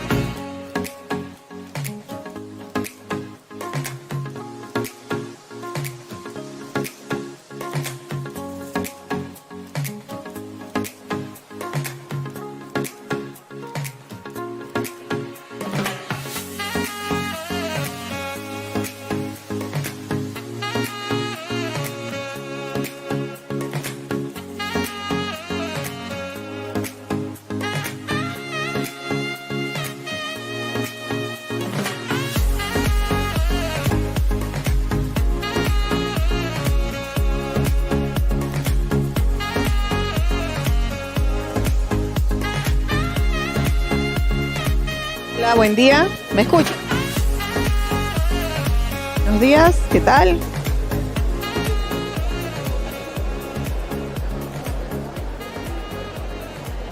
Hola, buenos días. Bienvenidos a Panamá. En el booth, por segunda vez y con año consecutivo, estamos... No, córtalo que... Me enredé. Uno más, uno.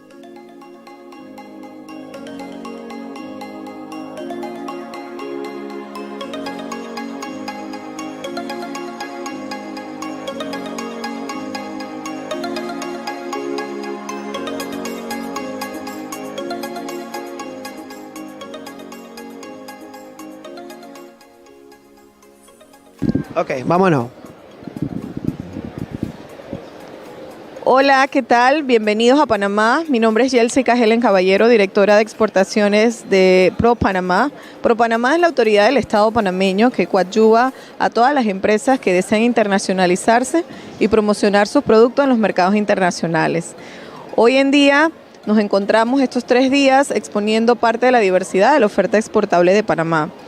Traemos 12 marcas, las cuales pueden visualizar en esta pared y donde pueden venir y los invitamos para que puedan hacer las degustaciones y puedan hacer el testing de toda la variedad de lo que Panamá ofrece y lo que Panamá tiene y produce. Bienvenidos y gracias por visitarnos y conocer un poquito más de lo que Panamá tiene para ustedes.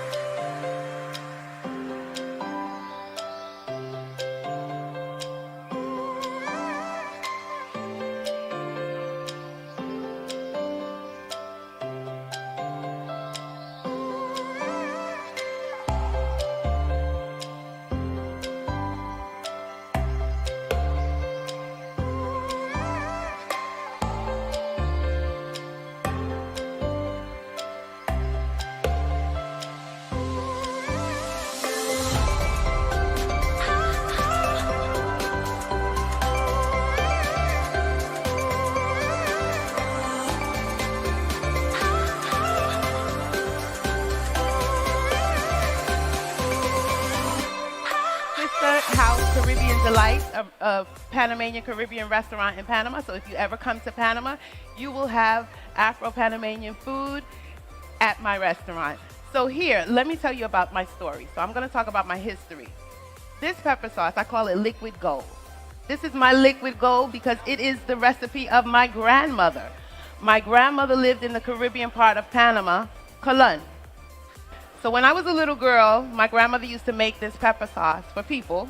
They used to line up, they used to bring their own bottles, whatever they had, the plastic juice bottle, the rum bottle, whatever they had, they used to line up to get this pepper sauce. So as a little girl, I used to say, Grandma, Abuela, why can't they make their own pepper sauce? And she said, well, don't worry, because I used to have to help her cut up the vegetables for this sauce, because this sauce is made with all natural ingredients. So this is a history, this is a family history. This sauce was in the family for over 80 years, my grandmother's recipe.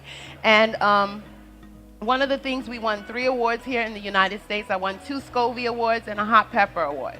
So you can find this on Etsy and on Walmart.com. So you can look for us there. And we will soon be in some supermarkets here in the United States. So starting here. So we will be here. Okay, so what I'm going to talk about here is the ingredients. When we thought of, when my grandmother made this pepper sauce, she wanted it to be all natural. She made it just from her, I guess, her remembrance of her grandparents or her parents making pepper sauce, because we come from a history, my great-grandparents are Jamaican Chinese. Okay, so they came over to Panama and we're here. So this has all natural ingredients. We use the Panamanian pepper called the ají chumbo.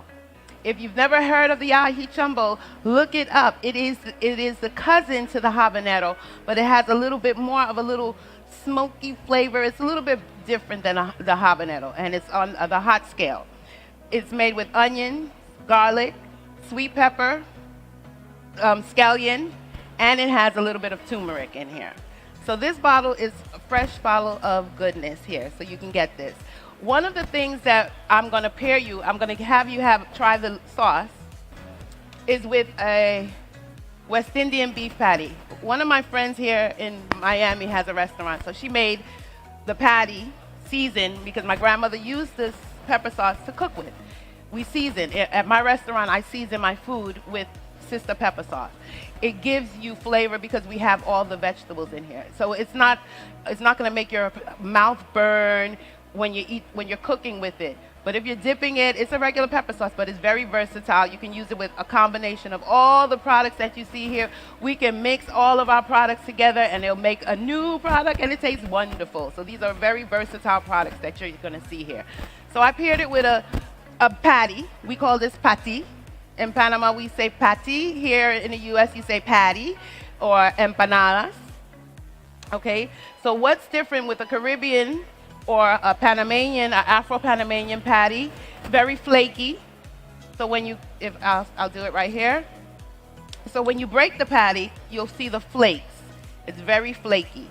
So this patty was made, the beef was seasoned with sister pepper sauce. So I'm giving you a sample of the sister pepper sauce. A little goes a long way. You do not need to dip a lot. You'll taste the flavor. So now when you have it in your mouth, you'll feel it, but then you'll taste the sensation, the flavors. You feel a burst of all the vegetables in there.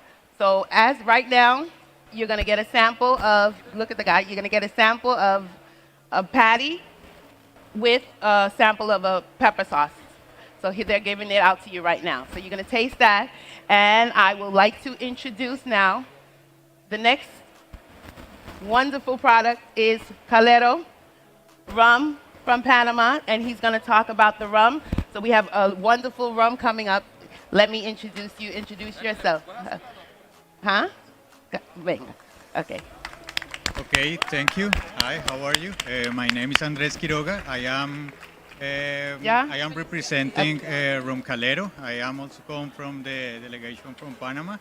And today we are going to make a toast, and also we are going to show you about this rum.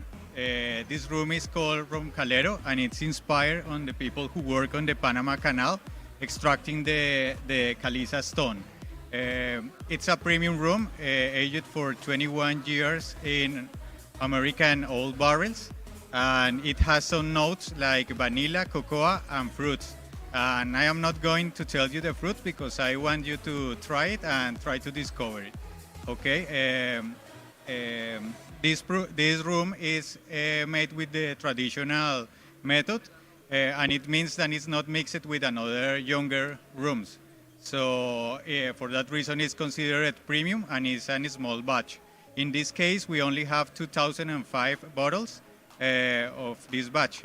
Now we are trying to do new labels. For example, we are going to do a 12 years and then a 33 that it's a more premium room. Okay, so another important thing about this room is that it's 100% made in Panama, and we are representing also the brand here. And the room master is Don Pancho, that it's very famous in the rum industry, and it has more than 50 years of experience working with rums and with famous brands. And the main character that it's called Don Jorge, that it's here in the label. Don Jorge was like the boss of the people who were working there, and every day after the journey, he used to make a toast with them after after every day. And they, with the workers, they try to find like the perfect recipe. And but that time was so difficult to find rum, so they made like a secret toast. And okay, we now we would like you to try the rum. So give me a second, please. And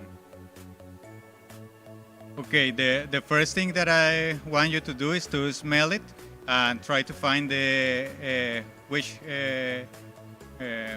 fruits do you feel, and also you can look at it and see the color of the room that is made. The color it's because of the barrel, and like it's aged for a long time. It also has a special flavor, and it has 40% of volume and 700 milliliters. We are now selling in Switzerland, in Liechtenstein, and now we are looking for a distributor here in the United States. Okay, I would like to make a toast with you. Okay, salud, thank you for coming, and welcome everyone.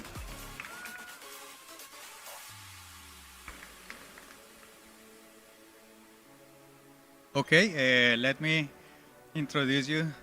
Okay, continue please. No, if I have, yeah.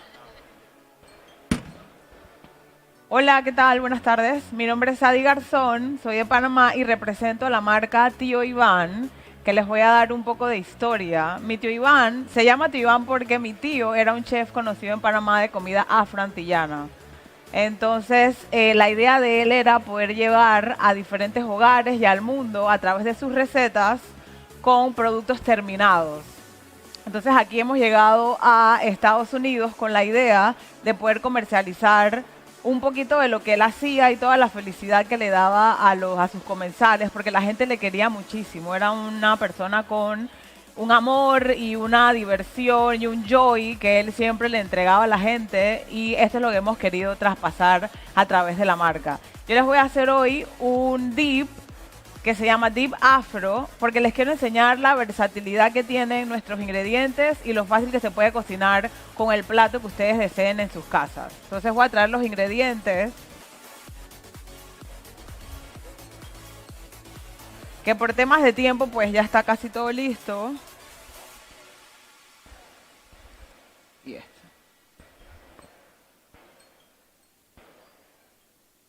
Entonces, básicamente los ingredientes son todo el mundo los puede tener en la casa, que es cebolla, tomate, limones, perejil, y hacemos un mix, los picamos, los mezclamos, y luego obviamente el ingrediente secreto pues es el picante, que les voy a dar también un poco más de detalle del mismo. Es un picante con 10 ingredientes. Todos son hechos a base de productos naturales panameños. Trabajamos con los campesinos de Panamá. Entonces piensa que te va a llegar el producto del campo a la mesa, ¿vale?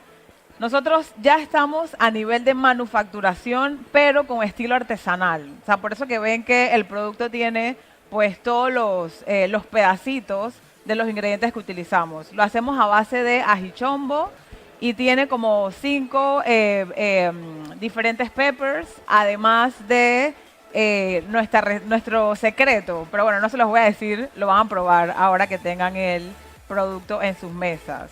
Entonces le echamos la cantidad que quieran. Aquí voy a ser generosa para que se piquen. Y mezclamos todos los ingredientes. Y ahora lo voy a servir para que puedan probar. Vamos a echar un poquito más para no quedarnos cortos.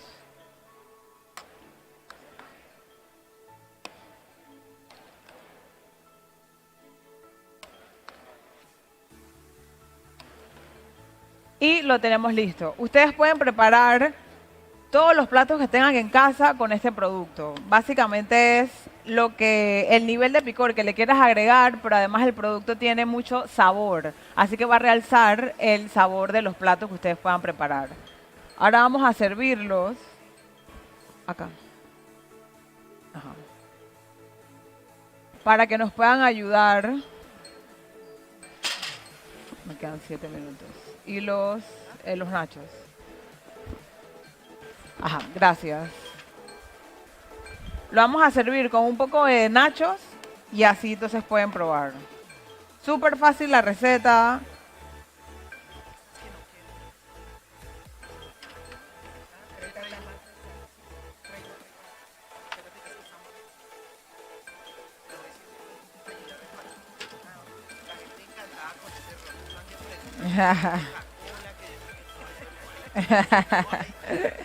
Sí, gracias.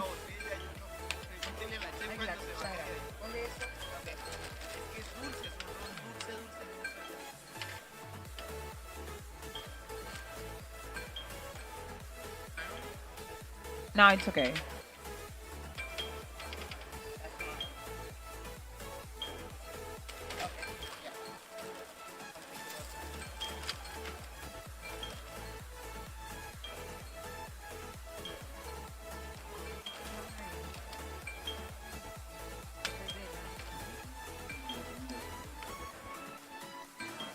Aquí. Sí.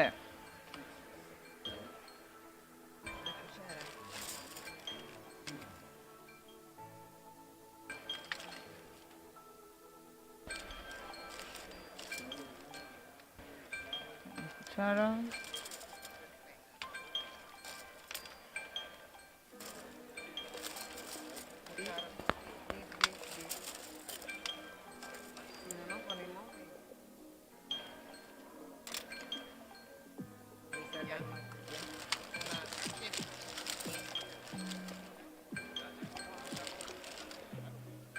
Ajá.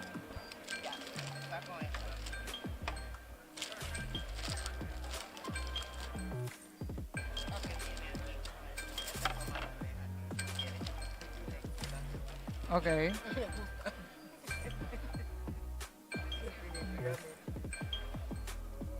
¿Ya o falta un poco más?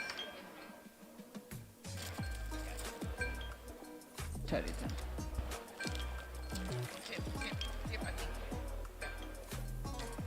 Tienes 2 cucharas. Ya, ¿verdad?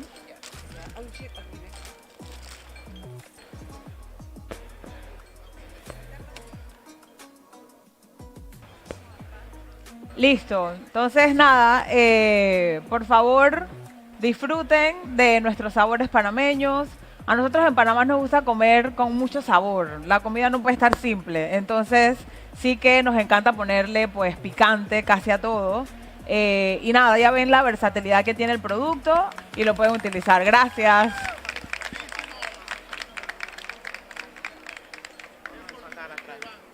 Ahora, por favor, no se paren. Ahora sigue, pues, nuestras compañeras Priscila, que tiene una salsa de cerveza espectacular y la van a poder probar también. Gracias.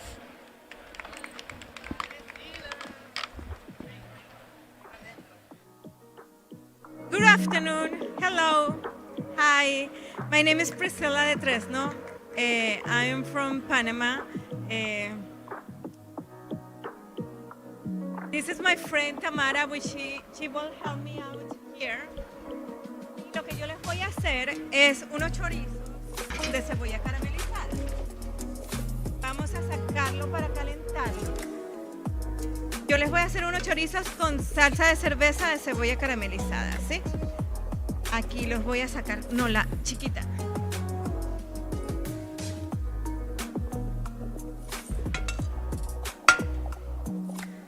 I'm here practicing. Okay.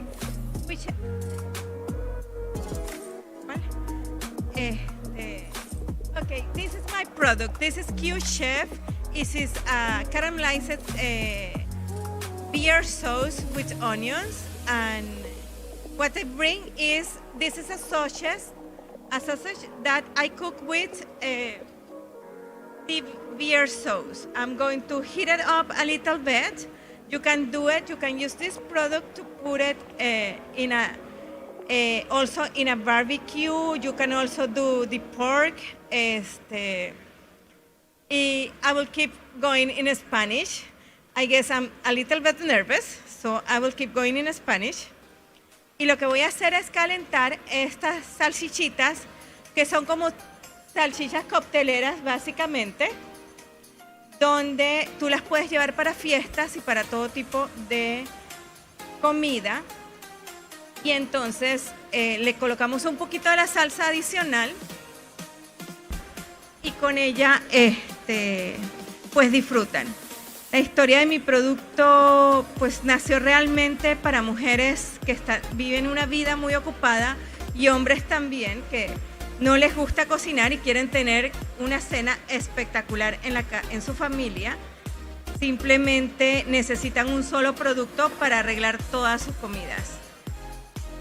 Además de la salsa de cerveza con cebolla caramelizada que estoy calentando ahorita mismo, también les traje una marinada, un aderezo parrillero, que es una marinada ya lista, contiene todo. Tú nada más necesitas la proteína, la marinada y tendrás una cena estilo Michelin en tu casa.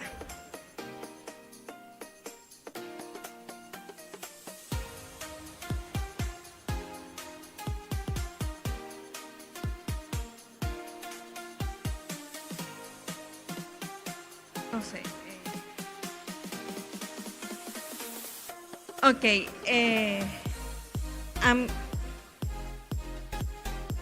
We're going to start serving this so people can taste it, and that's it. I'm really happy to be here in this first time in the show.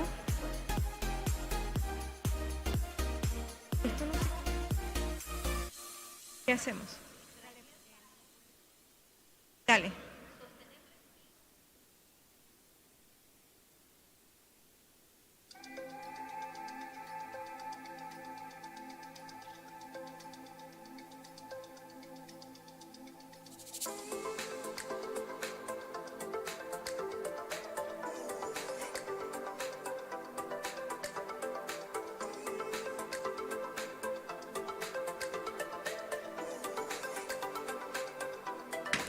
And now I'm going to start serving up the sausage with the beer, and my friend Kat is ready.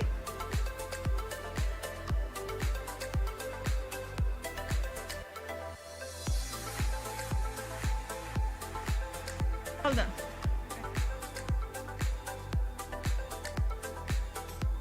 Katia?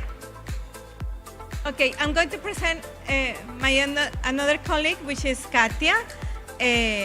she have her products. Hi, how are you?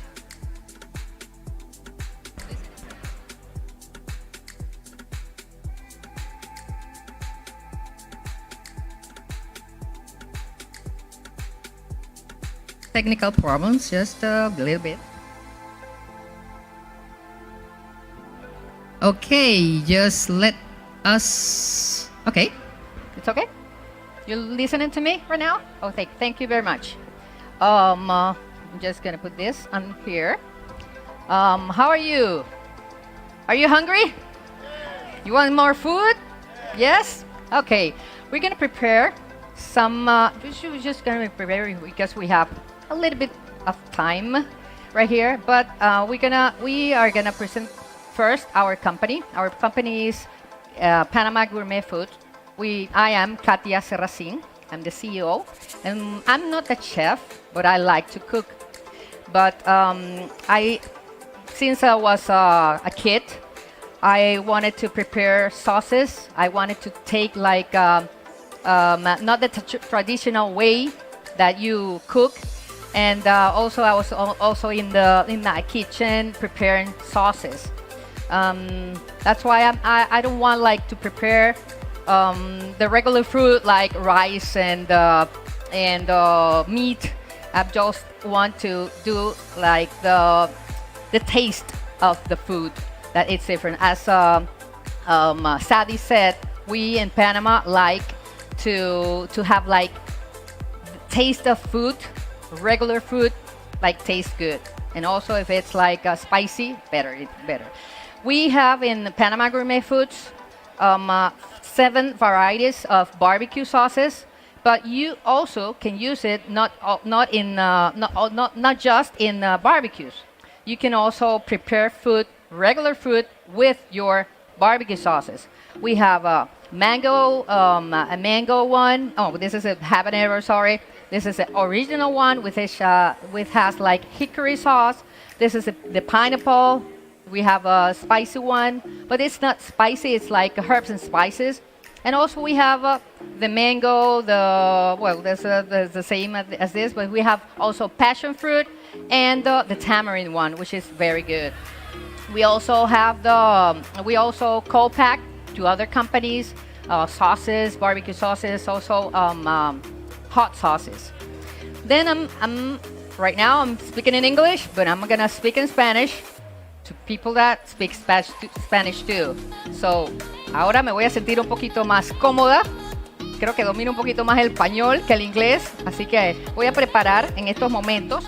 Ya tenemos aquí prácticamente un pollo que ha sido adobado anteriormente con lo que es casualmente nosotros lo adobamos con el aderezo parrillero para que tenga algo de sabor. Y lo que vamos a hacer en estos momentos es prácticamente colocarle la salsa. Por el tiempo pues que nosotros tenemos, voy a bajar un poquito esto porque si no se me va a quemar. Low, ok, where's the low? Ok, y voy a ir, sorry about that, voy a ir colocándolo pues en la sartén, donde tenemos un poquitito prácticamente de aceite. En estos momentos estamos pues obviamente revolviendo. Como lo ven, no sé si se ve bien, si se ve prácticamente, se ven las especias. Es un pollo que compramos acá en Miami, nada especial ni nada por el estilo, un pollo, una pechuga de pollo que la partimos y ha sido pre-cooked, ha sido precocinada por el tiempo obviamente pues que necesitamos para prepararlo. Aquí solamente pues vamos a cocinarlo, o mejor dicho, vamos a calentarlo un poquito para que no esté frío. Como les dije, pues ha sido adobado con lo que es la salsa pues de aderezo parrillero de nuestra compañera Priscila de Q Chef. Estamos ahorita prácticamente revolviendo un poquitito y luego cuando ya lo tenemos un poquito caliente, le colocamos una de las salsas. Yo en estos momentos le voy a colocar la salsa de barbacoa de mango, ¿verdad? La que es de mango, y se la vamos simplemente para cambiarle un poco el sabor. como es bastante, también pensé, vamos a combinarla con la de hierbas y especias para agregarle un poco más de especia como tal y un poquito más de sabor. Esta la había abierto y ahora resulta que se volvió a cerrar. Ya la abrimos. Ok. Tenemos que revolver para que no se nos queme. Y lo que quiero en estos momentos es que prueben la salsa. Nosotros somos, como le digo, cuando nosotros degustamos, nosotros prácticamente, a mí me gusta que la gente deguste el producto. ¿Y qué vendemos nosotros? Salsas, aderezos, encurtidos y otros productos. Si alguien viene y prueba pollo o prueba los chips, que nosotros a veces también ponemos chips para que lo prueben, yo le digo, nosotros no vendemos chips, así que usted pruebe todo lo que quiera de la salsa, porque es una salsa pues diferente, son salsas diferentes que son preparadas no necesariamente para barbacoa, o sea, sirve para barbacoa, pero también podemos aderezar todas las comidas con estas salsas. Son unas salsas diferentes. Si usted quiere, digamos, usted la prueba, me gustó el sabor, pero le voy a digamos, colocar un poquito más de sal, excelente, o alguna especia que a usted le guste. Las salsas son hechas 100% naturales. Nosotros, las salsas nuestras tienen cúrcuma, tienen orégano, tienen pasta de tomate, que es la base prácticamente de la mayoría de las salsas barbacoas. Y tienen productos pues panameños que nosotros trabajamos con los productores, a quien le compramos digamos todo lo que son las especias, y también se le compra, digamos, en las salsas que son las salsas con frutas, que son las de mango, tamarindo, maracuyá y piña. Nosotros compramos la misma fruta, no compramos concentrados para hacer el producto, trabajamos en base a la misma fruta. De ahí lo que nosotros prácticamente el producto tiene 18 meses de duración, y lo que nosotros hacemos prácticamente es, ahorita en estos momentos vamos a hacer un plating, vamos yo creo que ya tiene suficiente, yo sí no tengo con qué probar aquí sí, listo, para saber si está lo suficientemente caliente, a ver si no me quemo yo la boca. Ok, well, it's good. Les invito a que prueben. No le tengo una ¿cómo se llama? Como mis compañeras, no le tengo un nombre al plato, pero ustedes pónganle el que quieran cuando están en su cocina.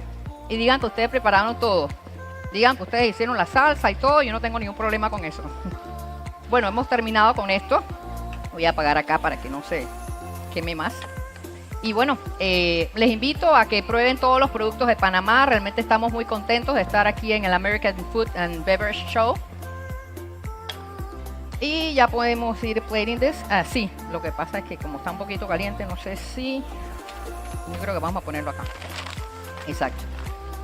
Así que... ¡Uy! Está pesado. Ok. Muchas gracias. Creo que viene nuestro otro compañero... ¿Quién viene? ¿A quién me voy a presentar? Agradecida. Perdón. Hola, buenas tardes. Gracias por estar. Gracias, Katia, por el pase. ¿Sí? Eso se ve muy rico. Mi nombre es Vladimir Rangel, CEO comercial de Natulac Food, una planta de última generación que se instaló en Panapark, zona franca de Panamá. Esa es una planta para atender el mercado, por supuesto, americano, con características mundiales, globales. En ella nosotros tenemos una tecnología hot fill que nos permite, primero que nada tenemos un envase que es PET, 100% reciclable, ¿sí? Un poco para el tema del medio ambiente. Es un envase muy liviano. ¿Qué hay adentro? Adentro tenemos nosotros 3 tipos de productos o 3 tipos de portafolio. Tenemos lo que es el portafolio estándar, que tiene manzana, pera, durazno, mango, piña, frutas tropicales. Tenemos un portafolio de productos sin azúcar añadido, ya con los mismos sabores, y tenemos un portafolio de té. ¿Cuál es un poco la dinámica del grupo o los valores del grupo? Nosotros estamos apuntando a cada vez tener menos azúcar en nuestros productos, ¿sí? Tratar de que sea con el azúcar de la fruta, lo más natural posible. y una de las cosas que garantizamos es la durabilidad. Esa durabilidad en el tiempo que garantizamos en nuestro portafolio es por la tecnología que tenemos, que nosotros mezclamos a una temperatura de 40 grados, pasteurizamos y llegamos hasta 90 grados y luego volvemos a enfriar a 25, 30 grados. Eso nos permite a nosotros que el producto en realidad no necesite estabilizantes, aditivos químicos, cosas que la industria generalmente ha venido utilizando para darle un poco de vida útil al producto. Entonces, bueno, nos preocupamos mucho por el tema de la salud. Desde Panamá es bastante viable hacer las cosas. Es muy amigable para el tema de exportaciones. Ya nosotros estamos en el mercado americano, estamos entrando, ¿sí? Y esperamos competir de una manera muy sana, de una manera saludable y con los valores sobre todo de aportar salud al consumidor de los Estados Unidos, ¿sí? También dentro de la planta nosotros hacemos modelos de copacker y este es uno de los primeros copackers que estamos haciendo. Gustavo, sube para que es uno de nuestros primeros copackers que estamos haciendo. Esto es un producto lemon cake, que es una panela con limón también, que es muy usado en el mercado suramericano y americano. Te dejo para que lo explique. Gracias. Gracias, Vladi. Gracias por todo. Bueno, muy buenas tardes. Gracias por estar acá acompañándonos en el stand de Panamá. Y seguramente van a seguir viéndonos durante el día de hoy y en el día de mañana. Como Vladimir explicaba, nosotros somos la primera empresa que hemos logrado hacer un contrato con Natural Foods en Panamá para elaborar una bebida que es una bebida tropical. Esta yo diría que es una bebida bien unique.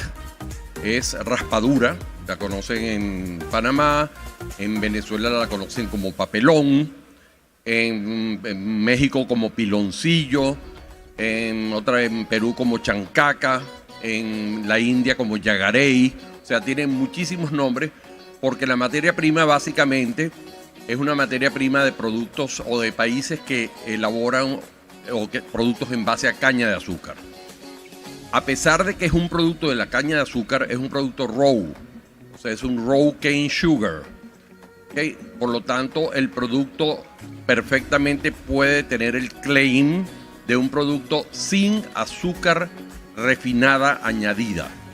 Solamente el dulzor proviene del raw cane sugar interno del proceso. ¿Okay? O sea que tiene ese claim. Y blendeado con jugo de limón natural, como es este producto, da una bebida que puede indulgentemente producir, digamos, unas ganas de refrescarse a lo natural.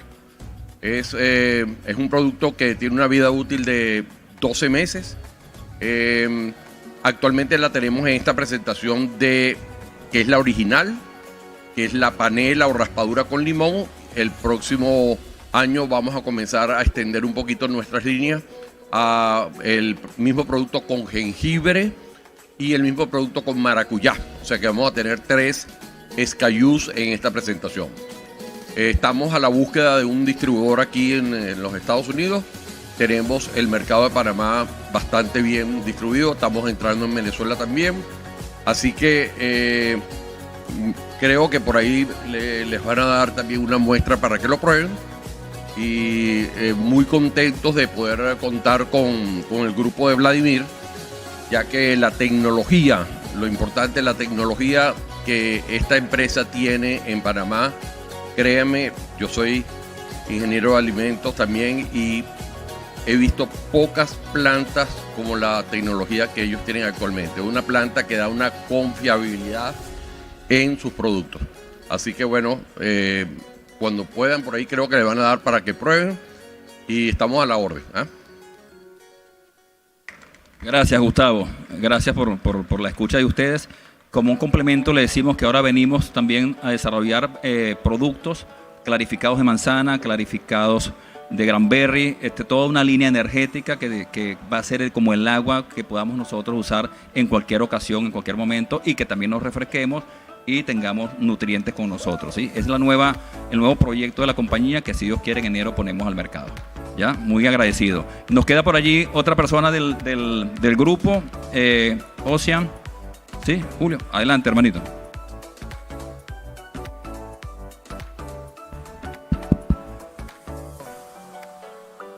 Hi guys, how are you? Well, are you ready to eat some seafood today? Yeah, good?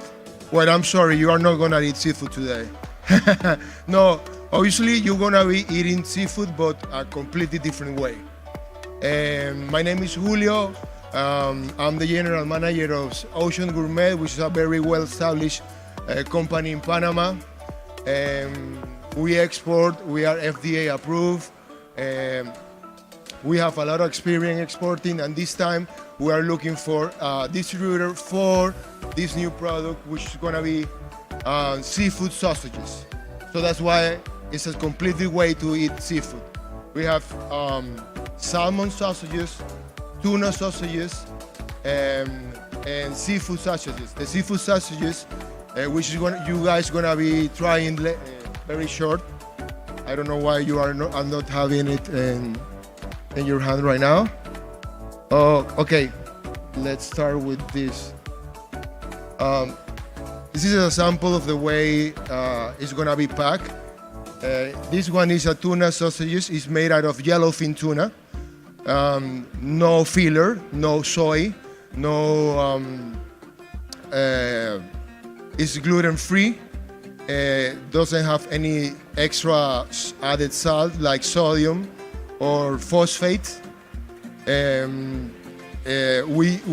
way we do it is that we have our processing plant, and then when we do the cutting of the yellowfin tuna, we take the trimmings, and with the trimmings we make the sausages. And it doesn't have any pork on it. The casing is a gelatin casing. It's not pork-based casing. It's the same thing with the salmon sausages, which is salmon from Chile. We process it in Panama, and the trimmings, obviously, is going to be used for the product as well. We use the fat part, which makes it even better for the tasting. We add a little bit of dill on the processing, and basically I hope that you enjoy it. Then the second, well, this one have the tuna, salmon. There is a Caribbean style sausage which have curry on it, and what else? Curry and a little pinch of hot sauce. Then we got the carpaccios. It's very similar to the salmon, smoked salmon, but in this case we use the yellowfin tuna. The same thing, center cut yellowfin tuna from Panama, cured and smoked with cherry pellets. It's about 4 hours of curing and smoking. I hope you guys enjoy it. Then this is the octopus carpaccio, which also the same thing, is smoke. It's already retail ready. We have two presentations, 85 grams and 200 grams. We already covered the whole Panama area. As well as I said, we are looking for somebody that is willing to push ourselves here.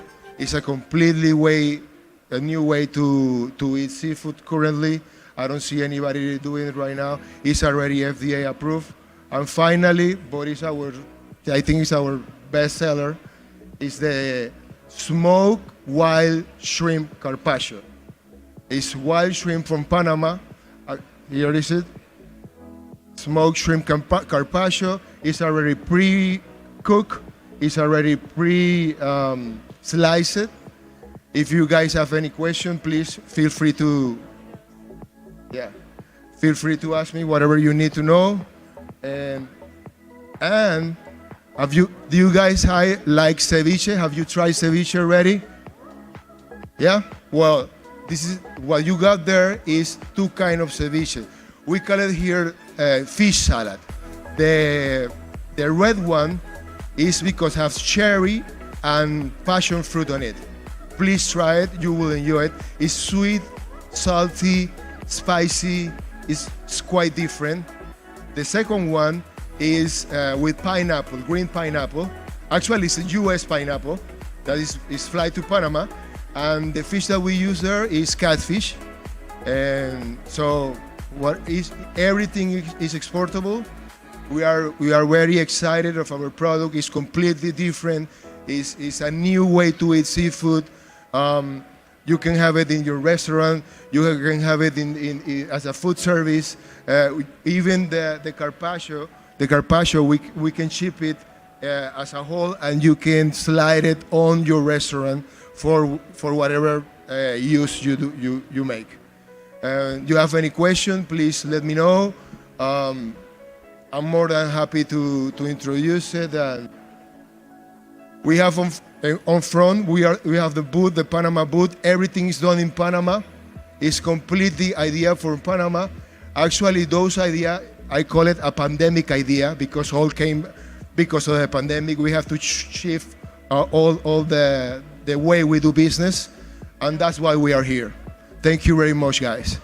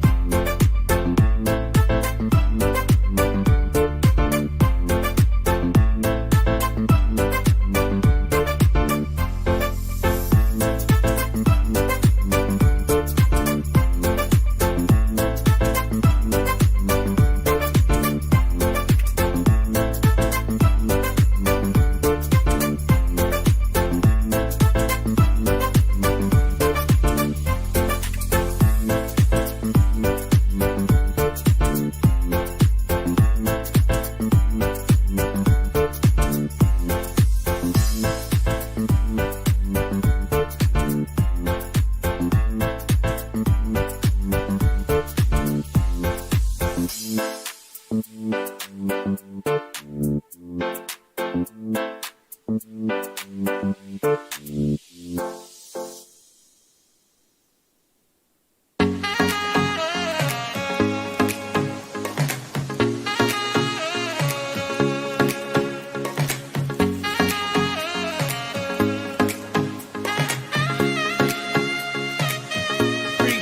Ventura at our center stage, offering Puerto Rican cuisines.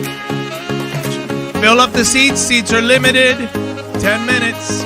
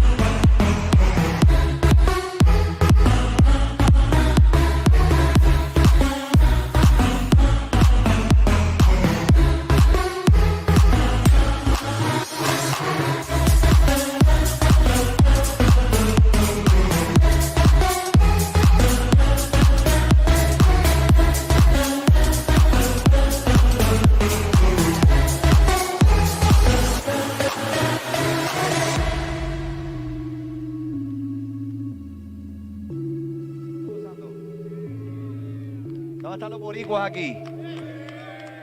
Miami, en la casa. Muy bien, bueno, primero que nada, gracias al Departamento de Desarrollo y de Exportación de aquí de Puerto Rico, Desarrollo Económico y Exportación de aquí de Puerto Rico por tenernos aquí.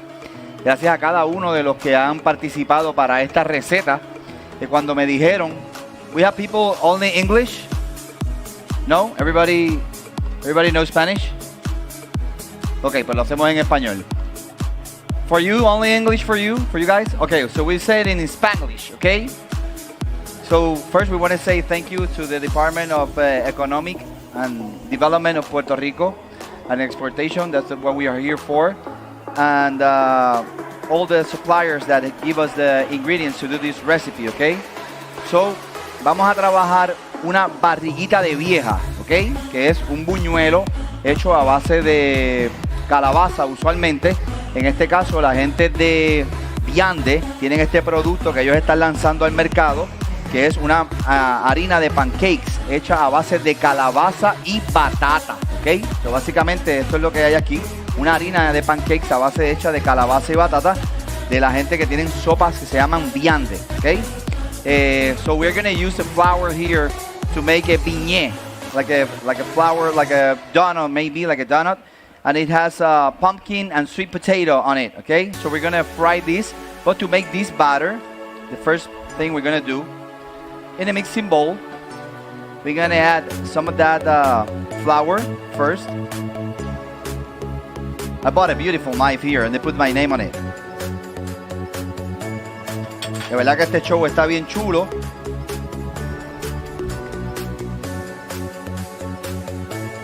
Me dijeron que hiciera como 60 muestras, vamos a ir por ahí más o menos.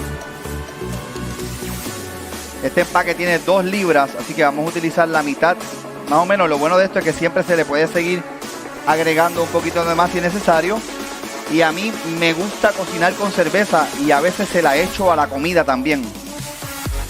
Así es que vamos a coger un poquito de la cerveza de Ocean Lab. En este caso estoy utilizando el Blood Orange Ale. So we're going to use beer. En vez de agua, que es lo que manda este producto, se hace para hacer los pancakes, los hace con agua. En este caso quiero un poco de efervescencia que me va a ayudar a hacer esa burbuja ahí adentro. Vamos a incorporar la cerveza y esta cerveza tiene un toque de China y lo que estamos buscando es una textura que sea bastante, un poquito, ¿verdad? No como un pancake líquido, sino más bien como una dona, que sea una textura apretadita.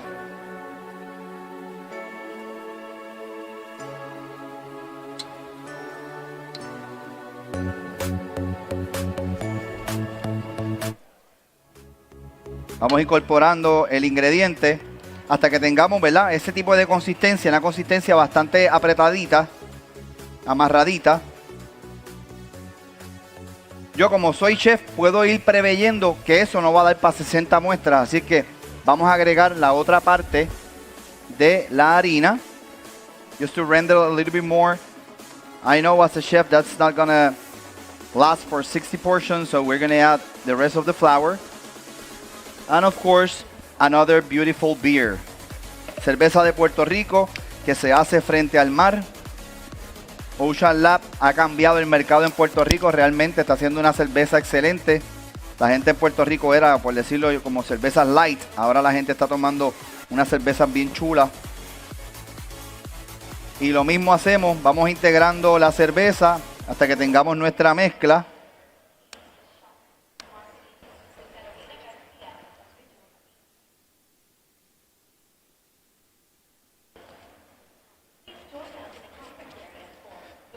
El tema de utilizar los ingredientes de Puerto Rico nos lleva a que podamos hacer una nueva cocina puertorriqueña que vaya un poquito más allá del arroz y la habichuela.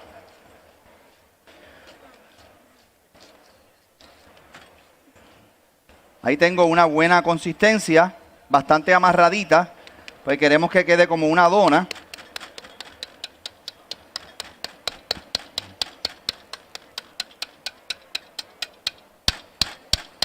Sacamos el exceso del batido del batidor y ahora le voy a dar el primer toque, que que es que hay que sacarlo del mundo dulce. This is on the sweet side ahora mismo porque es un pancake hecho a base de calabaza, donde tú solamente agregas agua y obviamente pues el pancake tú le añades miel o cualquier tipo de sirope que tú vayas a utilizar. Pero en este caso voy a utilizar el primero de mis sazonadores que tengo aquí, que es el Chulería en Pote, su edición Spicy, ¿ok? Chulería en Pote es una combinación hecha a base de especias, completamente natural, hecha para sazonar tus comidas. Como pueden ver, viene en un frasco muy bonito con su cucharita en madera. Esta es nuestra presentación estilo retail.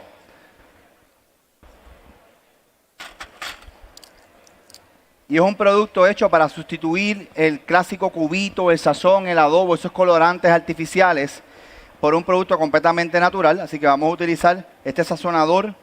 Esto realmente pues tiene un toque spicy, no es como algo picante como tal. Pero lo que quiero es sazonar un poco esta masita, porque va a ser acompañada. Este plato sería espectacular para un brunch. Y este producto que ustedes están viendo aquí es el primer producto en Puerto Rico con un programa de refill, para evitar ese envase de un solo uso. Una de las tendencias más importantes en la industria de la gastronomía es evitar los envases de un solo uso, ¿ok? ¿Cómo podemos añadirle vida a este propio envase? Nosotros lo hacemos a través de un programa de refills, donde vendemos un pouch compostable para que la persona siga reusando el mismo envase, ¿ok? Solo le voy a dar una movidita extra a la masa para incorporar el sazón. Y como pueden ver, tengo una masa bastante densa, espesa, ¿verdad? Que es la que me va a dar la consistencia como de una dona más o menos, ¿ok? Que es como un buñuelo. No queremos algo muy líquido. Usualmente la barriguita de vieja, como le decimos nosotros de cariño a este tipo de fritura, si lo haces muy líquido te va a absorber mucha grasa. En este caso lo que quiero es sellar por afuera y que se cocine por adentro. Así que con un scoop ponemos a freír. La temperatura no debe estar demasiado de alta, porque entonces, ¿qué pasa? Se nos quema por afuera y adentro se nos queda crudo, ¿ok? Eso que es importante también el monitorear la temperatura. En este caso, la temperatura aún está en aumento. Voy a tirar unos poquitos por aquí para que vayan ya dorándose. Y este tipo de preparación tiene de particular que una vez ella flota, luego ella misma se voltea del otro lado y ya tú sabes que es que está listo y obviamente pues por el colorcito que da, ¿ok? Depende del scoop que tengas. ¿Quieres hacerlo un poco más pequeño? Lo puedes hacer un poco más pequeño también. O puedes utilizar también la técnica de las 2 cucharas si no tienes el scoop, donde coges básicamente una cuchara, coges el tamaño que tú quieres hacer y con la otra cuchara básicamente lo empujas hacia el aceite. Y ahí entonces continúas, ¿ok? Básicamente es cuestión de ir tirando, ¿ok? Voy a llamar por aquí, venga por acá, caballero, para que usted vaya haciendo esto. Les presento aquí a Mundo Bermúdez, un amigo mío que vino conmigo desde Puerto Rico. Y este caballero que está aquí no es cocinero, pero yo me lo llevo para mis presentaciones porque realmente es agricultor. ¿Tiene cara de agricultor o no tiene cara de agricultor? Por favor. Este hombre tiene una finca que se llama De la Cuerda en Comerío, donde nosotros le compramos rábanos, zanahoria, muchos productos de Puerto Rico, que no es el clásico producto que consigues en el supermercado, como cilantrillo, lechuga, que es lo más que se siembra. Pues él está haciendo unas cositas alternas y nosotros lo estamos apoyando. Así que, Mundo, mira, vamos a hacerlo con la cuchara. Cogemos una porción más o menos así, que sea como un bite. Lo ponemos ahí, ¿ok? Y después lo va sacando para el lado de acá. Mientras tanto, yo voy a ir trabajando en la otra parte de la receta. Las que toman más tiempo, ¿verdad? Siempre vamos a trabajar lo que toma más tiempo primero. En este caso voy a trabajar con el cerdo. El cerdo que voy a utilizar ahora mismitito es el lomo de cerdo. El lomo de cerdo se conoce por ser una carne bastante magra, que no tiene mucha grasa, ¿ok? Pero siempre tiene una capita por arriba que la gente lo hace que lo limpia. So, hay un par de cosas que hice al momento de trabajar con el cerdo. Lo primero es que me voy a poner unos guantecitos por aquí, para aquello de la higiene. Pero en el tema del cerdo, el lomo tiene una circunferencia bastante grande. El lomo es el ojo de la chuleta. Y la chuleta, cuando no tenga hueso y no tenga el borde, pues ya básicamente se seca, porque esa es la parte más gustosa que tiene, ¿verdad? El hueso y la grasita. Entonces, el lomo usualmente tiene que llegar a una temperatura que esté cocida, como el cerdo. Debe de pasar los 140, 145 grados para que esté completamente cocido. ¿Qué pasa? Si tienes un lomo de cerdo que usualmente es así de grande, cuando los 145 grados lleguen al centro, la parte de afuera ya está seca. Entonces, esa es la que la gente me dice, ay, a mí no me gusta el lomo porque es que es seco. Pues en este caso yo cogí el lomo de cerdo y lo corté por la mitad, y cada mitad la corté por la mitad. ¿Qué pasa? Entonces tengo una circunferencia más pequeña, se va a cocinar más rápido y me va a quedar más jugoso, ¿ok? Así que ya el cerdo,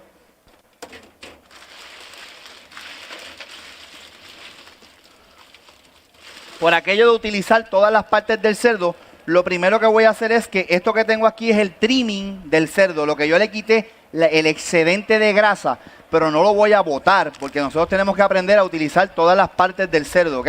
O del producto que estés utilizando.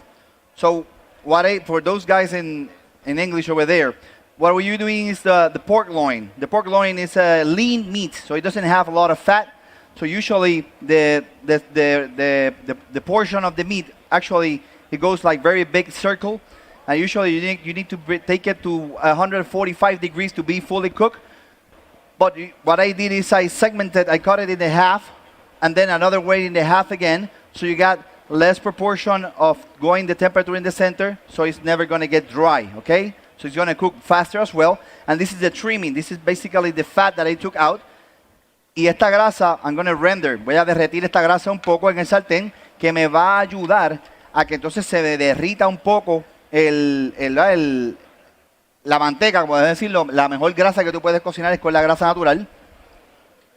Vamos a darle un cantacito así, mira, por debajo para despegarlo. Y que te floten. Perfecto. Muy bien. ¿Ven qué bonito? Esto está hecho a base de calabaza, batata y cerveza, ¿ok? Ya una vez están así, que ellos mismos flotan, lo vamos a dejar reposar.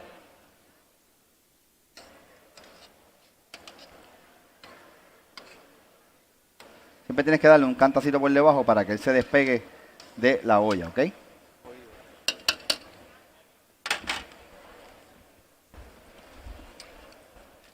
Mientras tanto, lo que hice fue que aquí tengo las porciones del lomo de cerdo y ustedes lo ven que está en un líquido que está allá adentro. No es sangre, pero la palabra se parece. Es sangría, ¿ok? So, básicamente lo primero que hice fue un marinado en sangría y en este caso estamos utilizando la sangría de Sabrina. ¿Dónde está Sabrina aquí? Beautiful. Gracias. Excelente producto. Otro producto puertorriqueño que entra en la receta. Gracias por eso. Básicamente la primera fase de marinar no agregué ningún tipo de sal al cerdo, solamente sangría y dejarlo marinando varias horas, ¿ok? So, en una bandeja vamos ahora a retirarlo de la bolsa de marinado. Esas barriguitas de vieja huelen espectaculares. Yo no sé ustedes allá, pero eso huele, me huele como a brunch, me huele como a pancake, me huele rico, ¿ok? O sea, a los puertorriqueños les encantan mucho los sabores dulce salado. Yo creo que es una de las combinaciones que más le gusta al puertorriqueño y es una de las combinaciones que más gusta en los brunch. La gente le gusta ese como que el waffle and pan, pollo frito con waffles, ese tipo de bacon con algo dulce. ¿Okay?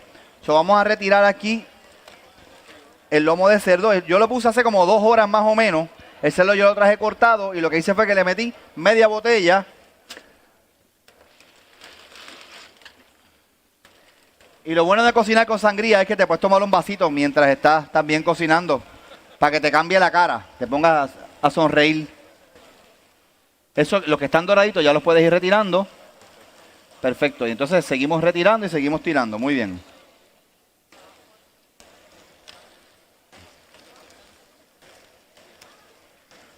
Como pueden ver, ahí tienen más o menos una idea de cómo se ve el lomo de cerdo, de la manera en que lo corté. Lo corté básicamente en cuartos. Primero dividí la pieza larga en 3 partes para que se me haga más fácil manejarla. Y luego cada parte la dividí en 2 y luego en 2 más. Así que de una pieza te salen un par de ellas. Es más fácil para manejarlo, se va a cocinar más rápido. Aquí a la parte de atrás nosotros tenemos un horno que está en 400 grados. La idea sería sellarlo en el sartén y de ahí enviarlo al horno. Esta sangría que está aquí yo no la voy a utilizar el día de hoy. Pero tú bien la puedes poner a reducir en una ollita y preparar tu salsa a base de sangría. Aquí tenemos en la sartén, se está derritiendo de la grasa no tengo que traer aceite, no tengo que traer mantequilla, no tengo que traer otra grasa externa.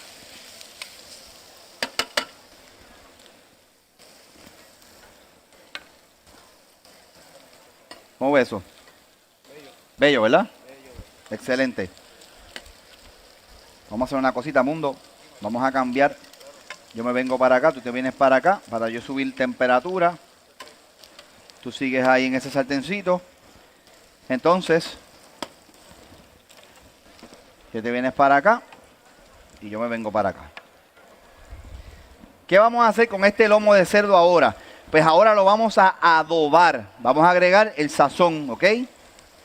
So, vamos a utilizar nuestro segundo sazonador que tengo aquí, que es mi producto original. Esto contiene cúrcuma, pimentón, comino, coriander. Son 12 especias completamente natural. Así que vamos a darle un toque de ese sabor. Y también voy a utilizar un poco de mi sazón edición criolla, ¿ok? Ahí estamos utilizando nuestros 3 productos de chulería en pote, que en inglés sería algo como Amazing Jar, ¿verdad? Algo así. Amazing Jar. Muy bien. Acá tenemos una variedad de especias. Este se parece más como a lechón. Tiene sal, pimienta. Este es mi único producto con pimienta. Ajo, cebolla, orégano, cilantro y perejil, ¿ok? Así que ahí tenemos básicamente nuestros otros chulería en pote. Sazono cada una de las partes.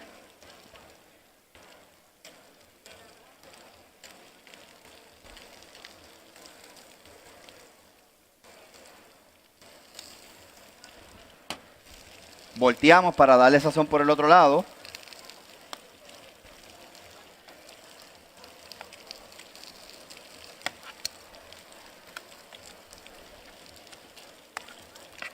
Realmente no tienes que marinarlo con la sal, porque la sal va a entrar ahora en acción.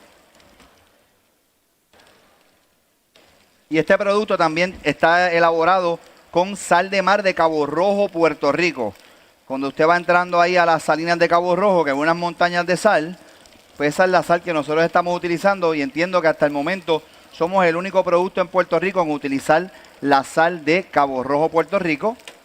Y le voy a dar un toque para que le dé un poco de color también nuestro producto chulería en pote original, que tiene un poco de café dentro de la mezcla. Más sin embargo, yo voy a agregar un poco más de café y voy a utilizar el café de la familia de Don Ruiz. ¿Don Ruiz está aquí? ¿Dónde está Don Ruiz? Están allá en el bus sirviendo café. Puerto Rico es súper conocido por el café, especialmente mi pueblo de Adjuntas.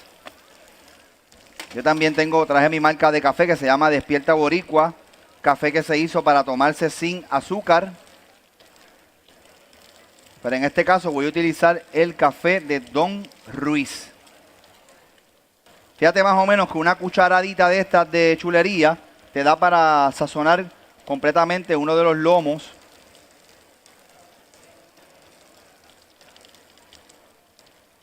Bello. Ahí ya están viendo que va tomando un color diferente.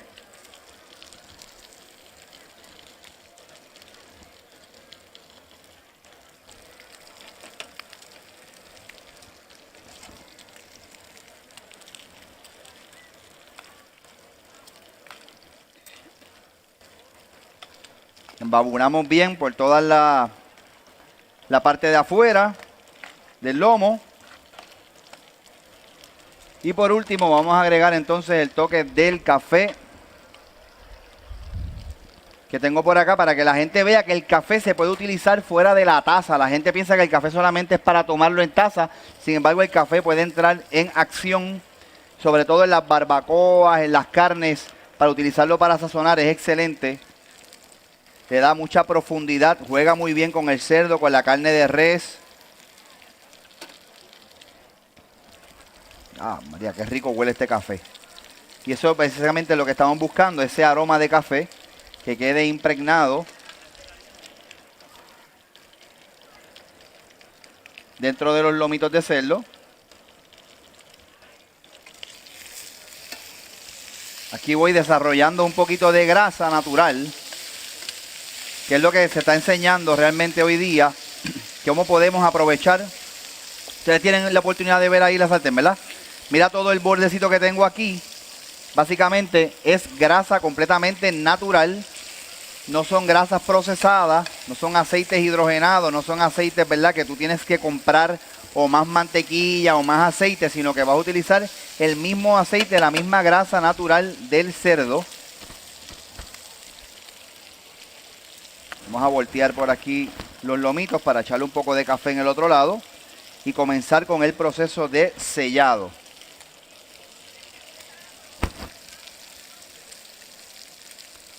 Usted sazone sin miedo. Aquí no hay receta. Esto es, como dicen como dice Omi, lo que le diga su corazón. ¿Ok?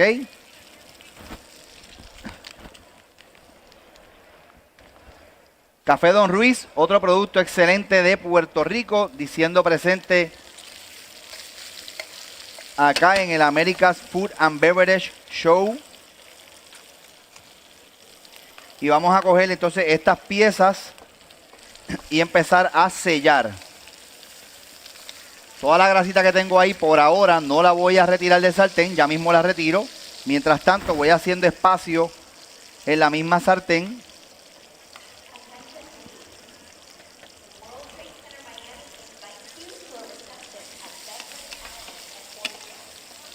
Y una vez doremos por afuera, pasamos a una bandeja y nos vamos directamente para el horno a levantar temperatura allá para el interior. Fundo, hay unos buñuelos ahí que hay que picarlo por la mitad. Porque ningún problema. Están bien grandes. ¿Tú solo vas? ¿Este es buñuelo para la suegra tuya? Mundo está cocinando para la suegra porque le hizo unos buñuelos gigantes.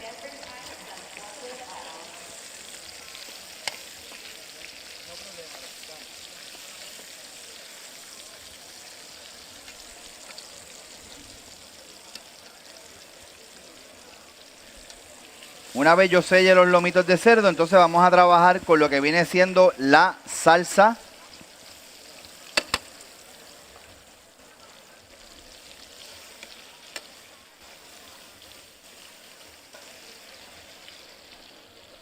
Ya puedo ir retirando de aquí la parte sólida del cerdo. Y aprovechar al máximo, casi 100%, lo que viene siendo la grasita natural. ¿Ok? Súper importante. ¿Por qué? Porque me añade sabor, me añade nutrición.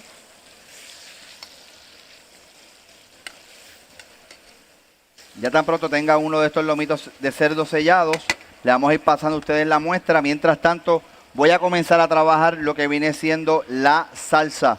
Esta salsa está basada en lo que se llama un gastric. Un gastric se le conoce a una salsa que se trabaja dulce con ácido, ¿ok? En este caso se utiliza casi siempre a partes iguales de entre azúcar y vinagre. En este caso la base de ella la voy a utilizar con ron de 3 clavos. Este ron santo está espectacular, tiene un sabor que me encanta. Voy a tratar de utilizar un poquito, ¿verdad? Como sin medida.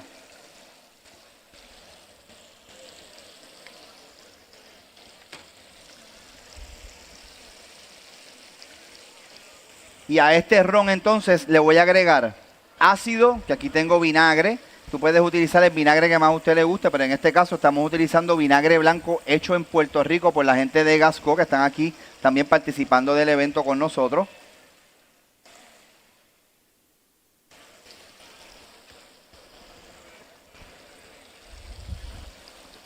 Voy a agregar un toque de mirín. El mirín también lo tienen aquí disponible los muchachos, aunque este no es un producto puertorriqueño, pero básicamente es un vino de cocinar dulce, ¿ok?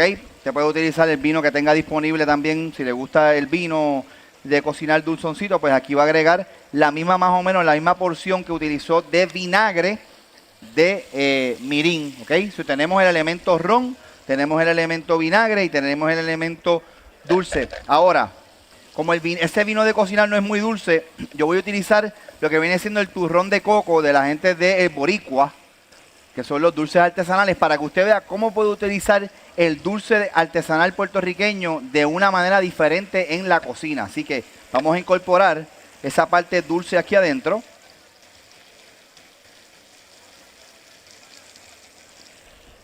Ese va a traer el azúcar. Y acá tengo lo que viene siendo el turrón de maní. Aquí tengo los dos productos. Para que lo puedan ver. Son dulces típicos puertorriqueños. Este es lo que le llaman cremas de coco. Y acá tengo lo que dice turrón de maní. Yo lo que hice fue el mismo turrón de maní. Lo chopeamos, lo cortamos, aquí lo tengo. Y eso le va a añadir una textura crocante, aparte de también espesar, ¿ok? Va a dar un sabor completamente diferente. Así que va a ser una cocina puertorriqueña, por decirlo de esta manera, ¿verdad? Diferente. Ya una vez los lomos de cerdo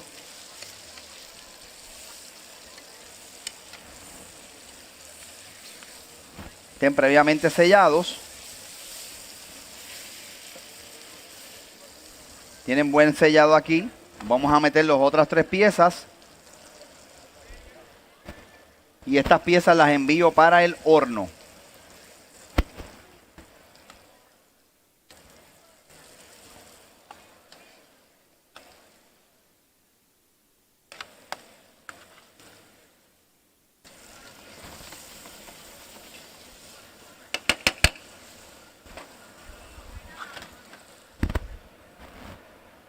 Vamos a pasarlo para allá.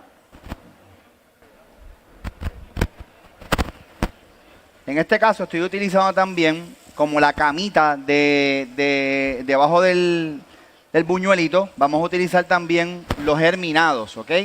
Hay que enfatizar que dentro de la receta vamos a tener algo frito, algo salteado y algo crudo, pero este crudo está vivo.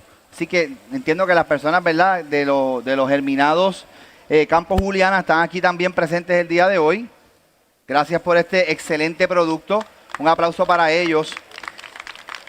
Y hay una gran importancia en nosotros consumir germinado, familia. Esto es comida que está viva. No toda la comida que te comes está viva, ¿ok? Esta comida en general está viva porque esto es una semilla que ha germinado y entonces está en un proceso de crecimiento y eso es súper saludable, además de que le añade frescura y sabor. En este caso voy a utilizar a la parte de abajo, para que ese buñuelito no se me jamaquee, no se me mueva, voy a utilizar el Rainbow Mix que ellos tienen, que tiene diferentes tipos de germinados. Tiene un sabor bastante herbal, algo como medio alfalfa, así, bastante fuerte. Y a la parte de arriba lo voy a terminar con el producto que es de cebolla, que más o menos tiene un sabor como un cebollín, es un sprout de la semilla de la cebolla. Bien elegante, muy bonito, algo diferente. Mundo, no te vayas lejos, que esto se quema, ¿viste, pa? Estás aquí, estás allá. Con los muchachos. Está con los muchachos, muy bien. Estoy aquí, estoy allá.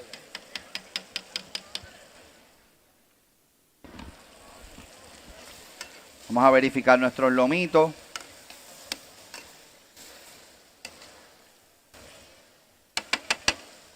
Particularmente me hubiera gustado haber podido tener el tiempo para levantar un poquito más de la grasa.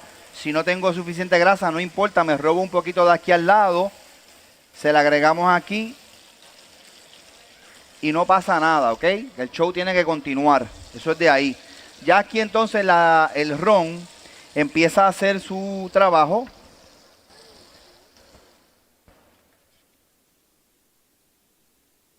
Mundo, dame una enjuagadita a esto, por favor, ahí para poder utilizarlo también. Y esta salsa que está aquí, lo que le voy a agregar básicamente es un poquito de chulería en su versión criolla, ¿ok? Muy importante que tocamos el tema de la salud, porque es el otro de los trends más importantes en la gastronomía ahora mismo. Antes el consumidor decía, yo me como lo que sea, pero hoy día el consumidor está muy pendiente de lo que está consumiendo. El consumidor está leyendo etiquetas y está diciendo, eso tiene colorante, eso es alto en sodio, eso tiene cosas que yo no entiendo, ¿ok? Así es que a todas esas personas que hoy día están produciendo, es bien importante entender que el consumidor joven, el que viene ahora, porque ya las abuelitas no están comprando tanto, ahora el que está comprando es el nieto, ¿ok? Pues ese consumidor nuevo, aparte de querer seguir con el sabor de la abuela, es bien importante que él quiere que la comida sea saludable, ¿ok? Uno de los temas que yo siempre toco dentro de mis recetas es el tema de la salud, aunque muchas personas piensan que ser saludable puede ser aburrido, pues realmente no lo es. Ser saludable puede ser sabroso y por eso básicamente es echando fuera o sacando esos ingredientes, esos productos como lo son el glutamato monosódico. ¿Alguien sabe lo que es glutamato monosódico? MSG se conoce hoy día, Ajinomoto también se le conoce. ¿Qué hace eso en la comida? Pues mira, hace que sepa umami, hace que sepa rico, pero eso actúa encima de la hormona de la leptina. No sé si ustedes saben lo que es la hormona de la leptina, es una de las hormonas que tú tienes en tu cuerpo y es la hormona que le dice a tu cerebro que tú estás abastecido. Entonces, al dormirla o ¿verdad? Bloquearla, tú quieres seguir comiendo. Y eso, ese truco lo trajeron los chinos a la comida y por eso es que tú te puedes comer un plato de comida china y después que terminas te quedas como que, y no queda un poquito más por ahí para yo seguir picando, porque tu hormona de la leptina está bloqueada. Una vez tú te acostumbras a eso, tu estómago necesita más cantidad, ya obviamente te acostumbraste siempre a echarle el sazoncito a la comida, que también actúa encima del paladar, porque hace que la comida sepa más rica, ¿verdad? Otra de las cosas que tenemos que siempre echar fuera son los colorantes artificiales. Los colorantes artificiales como el amarillo, el rojo, etcétera, que hacen que la comida se vea más bonita. Yo realmente, nosotros no comemos pintura, aunque comemos por los ojos. Y a la gente le gusta que el arroz guisado y la habichuela guisada se vea bien rojita. Pero eso lo puedes conseguir con la cúrcuma, el pimentón y las especias. De eso nos puede hablar aquí el señor Jorge Rodríguez, que brega con muchas especias, que si es verdad o no es verdad. Pero esos colorantes muchas veces están contraindicados hasta para niños de corta edad porque son inflamatorios. Entonces, tú tienes un problema de respiración, es un problema de inflamación en los pulmones y tú estás limpiando en tu casa todo lo que da y vienes y le das habichuelas con sazón, por decirlo de esa manera. Entonces el nene vuelve, se inflama otra vez y tú piensas que es que no estás limpiando lo suficiente y es con lo que le estás dando de comida. Así que hay que ver que tenemos que comprar ese tipo de productos que están libres de colorantes artificiales. Y en ese caso, por eso fue que nosotros lanzamos este producto de chulería en pote, para que tuvieran las personas, ¿verdad? Un producto que fuera más natural, por decirlo de esa manera, libre de esos productos nocivos para la salud, que fuera saludable. Ya acá tengo los próximos lomitos, están ya sellándose. Y nuestra salsa está en un proceso de ebullición. ¿Okay? Estoy hirviendo aquí, sobre todo para retirar el alcohol. En este caso estoy trabajando en una estufa eléctrica para evaporar el alcohol. No es tan fácil. Si tuvieran una estufa de gas con mucha facilidad, yo prendo aquí candela y entonces empieza a flambear y se evapora el alcohol con más facilidad. En este caso, pues, tengo que darle un brequecito en lo que él... Pero ya básicamente lo que viene siendo el turrón se ha diluido por completo, que me le va a traer sabor a coco. Cuando tú puedas me consigo una cucharita de aquellas para dar una pruebita a eso que está ahí. Y estos buñuelitos ya están ready para sacarlo, papá.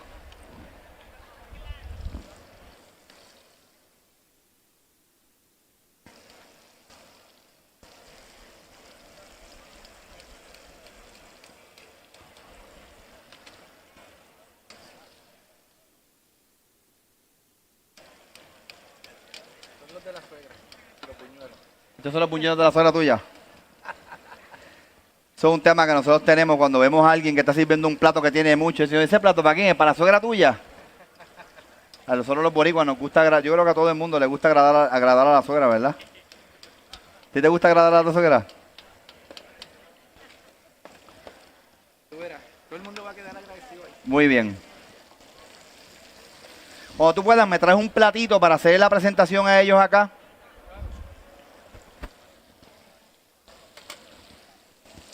En este caso quiero que ya vayan viendo más o menos cómo se va a ver el plato. Mientras tanto allá chef, tengo otro chef de acá, boricua también, que está apoyándome en la presentación. Bello.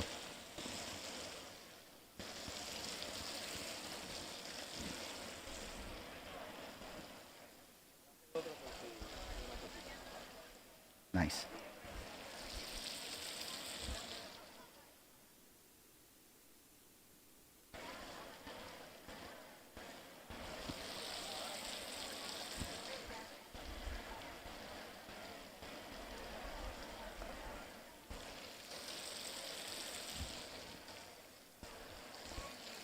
Me he comprado un clase de sable aquí, mira qué cosa chula, ¿ah? Había de todo aquí en este evento, así que tuve que aprovechar la oportunidad.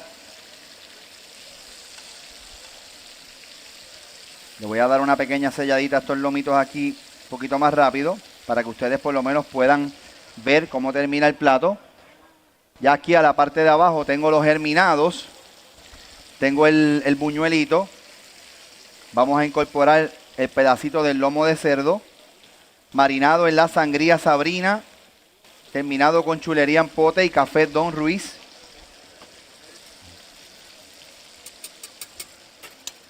Y acá vamos a pescar un poquito de esta salsa, que es un gastric. Va a espesar un poquito más.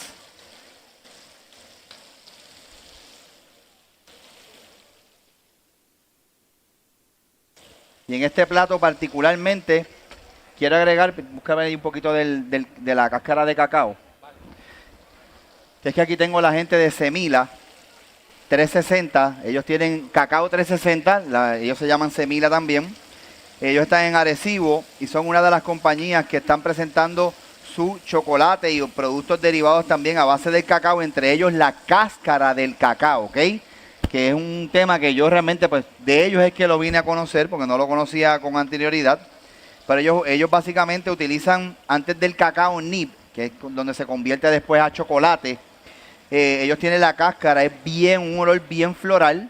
Así que nosotros básicamente lo pulverizamos un poquito y lo vamos a tirar a la parte de arriba, porque quiero obviamente, ¿verdad?, que me le añada un toque de earthiness, ¿verdad? Este sabor un poquito más terroso y que me ayuda a que obviamente pues el plato eleve en el uso no solamente del ingrediente, sino también en el uso de la calidad de los sabores. Vamos a añadir por aquí unos crutoncitos de pana. Esto libre de gluten, un producto bien chévere. Me gusta mucho también con una ensaladita que usted tenga, pero mira, unos crutoncitos ahí para darle el tema crocante. No vienen de más. Y ahí tiene nuestra presentación para el día de hoy. Espero que la hayan disfrutado. No sé si la pueden ver aquí. ¿Tú me dices? Arriba, tú me dices por dónde. Ahí.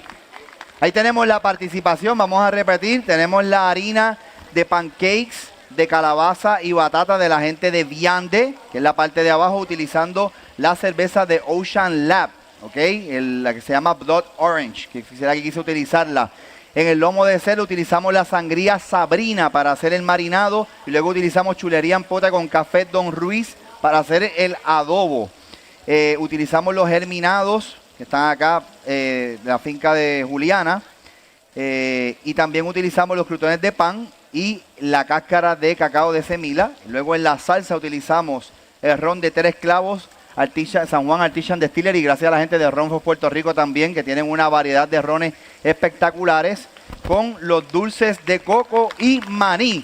Y hasta aquí ha sido nuestra presentación. No se vayan, porque ustedes van a tener la oportunidad ahora de obviamente degustar esto y que sean ustedes los jueces y digan, eso es verdad, eso funciona, o eso era Ventura ahí metiendo feca, que eso no funciona, ¿ok? Así que gracias de nuevo al Departamento del Desarrollo Económico y Exportación de aquí de Puerto Rico, que nos tienen aquí. Esto es, Miami es casi parte de Puerto Rico, aquí se habla español. Que vayan al bus también. Desen la vuelta por el bus de Puerto Rico para que disfruten también de todos estos productos que están allí, que tenemos que apoyarlos de gran manera, ¿ok? Pásame por acá una bandejita para ir entonces cortándote el lomito de cerdo y pasándoselo a ellos de una vez.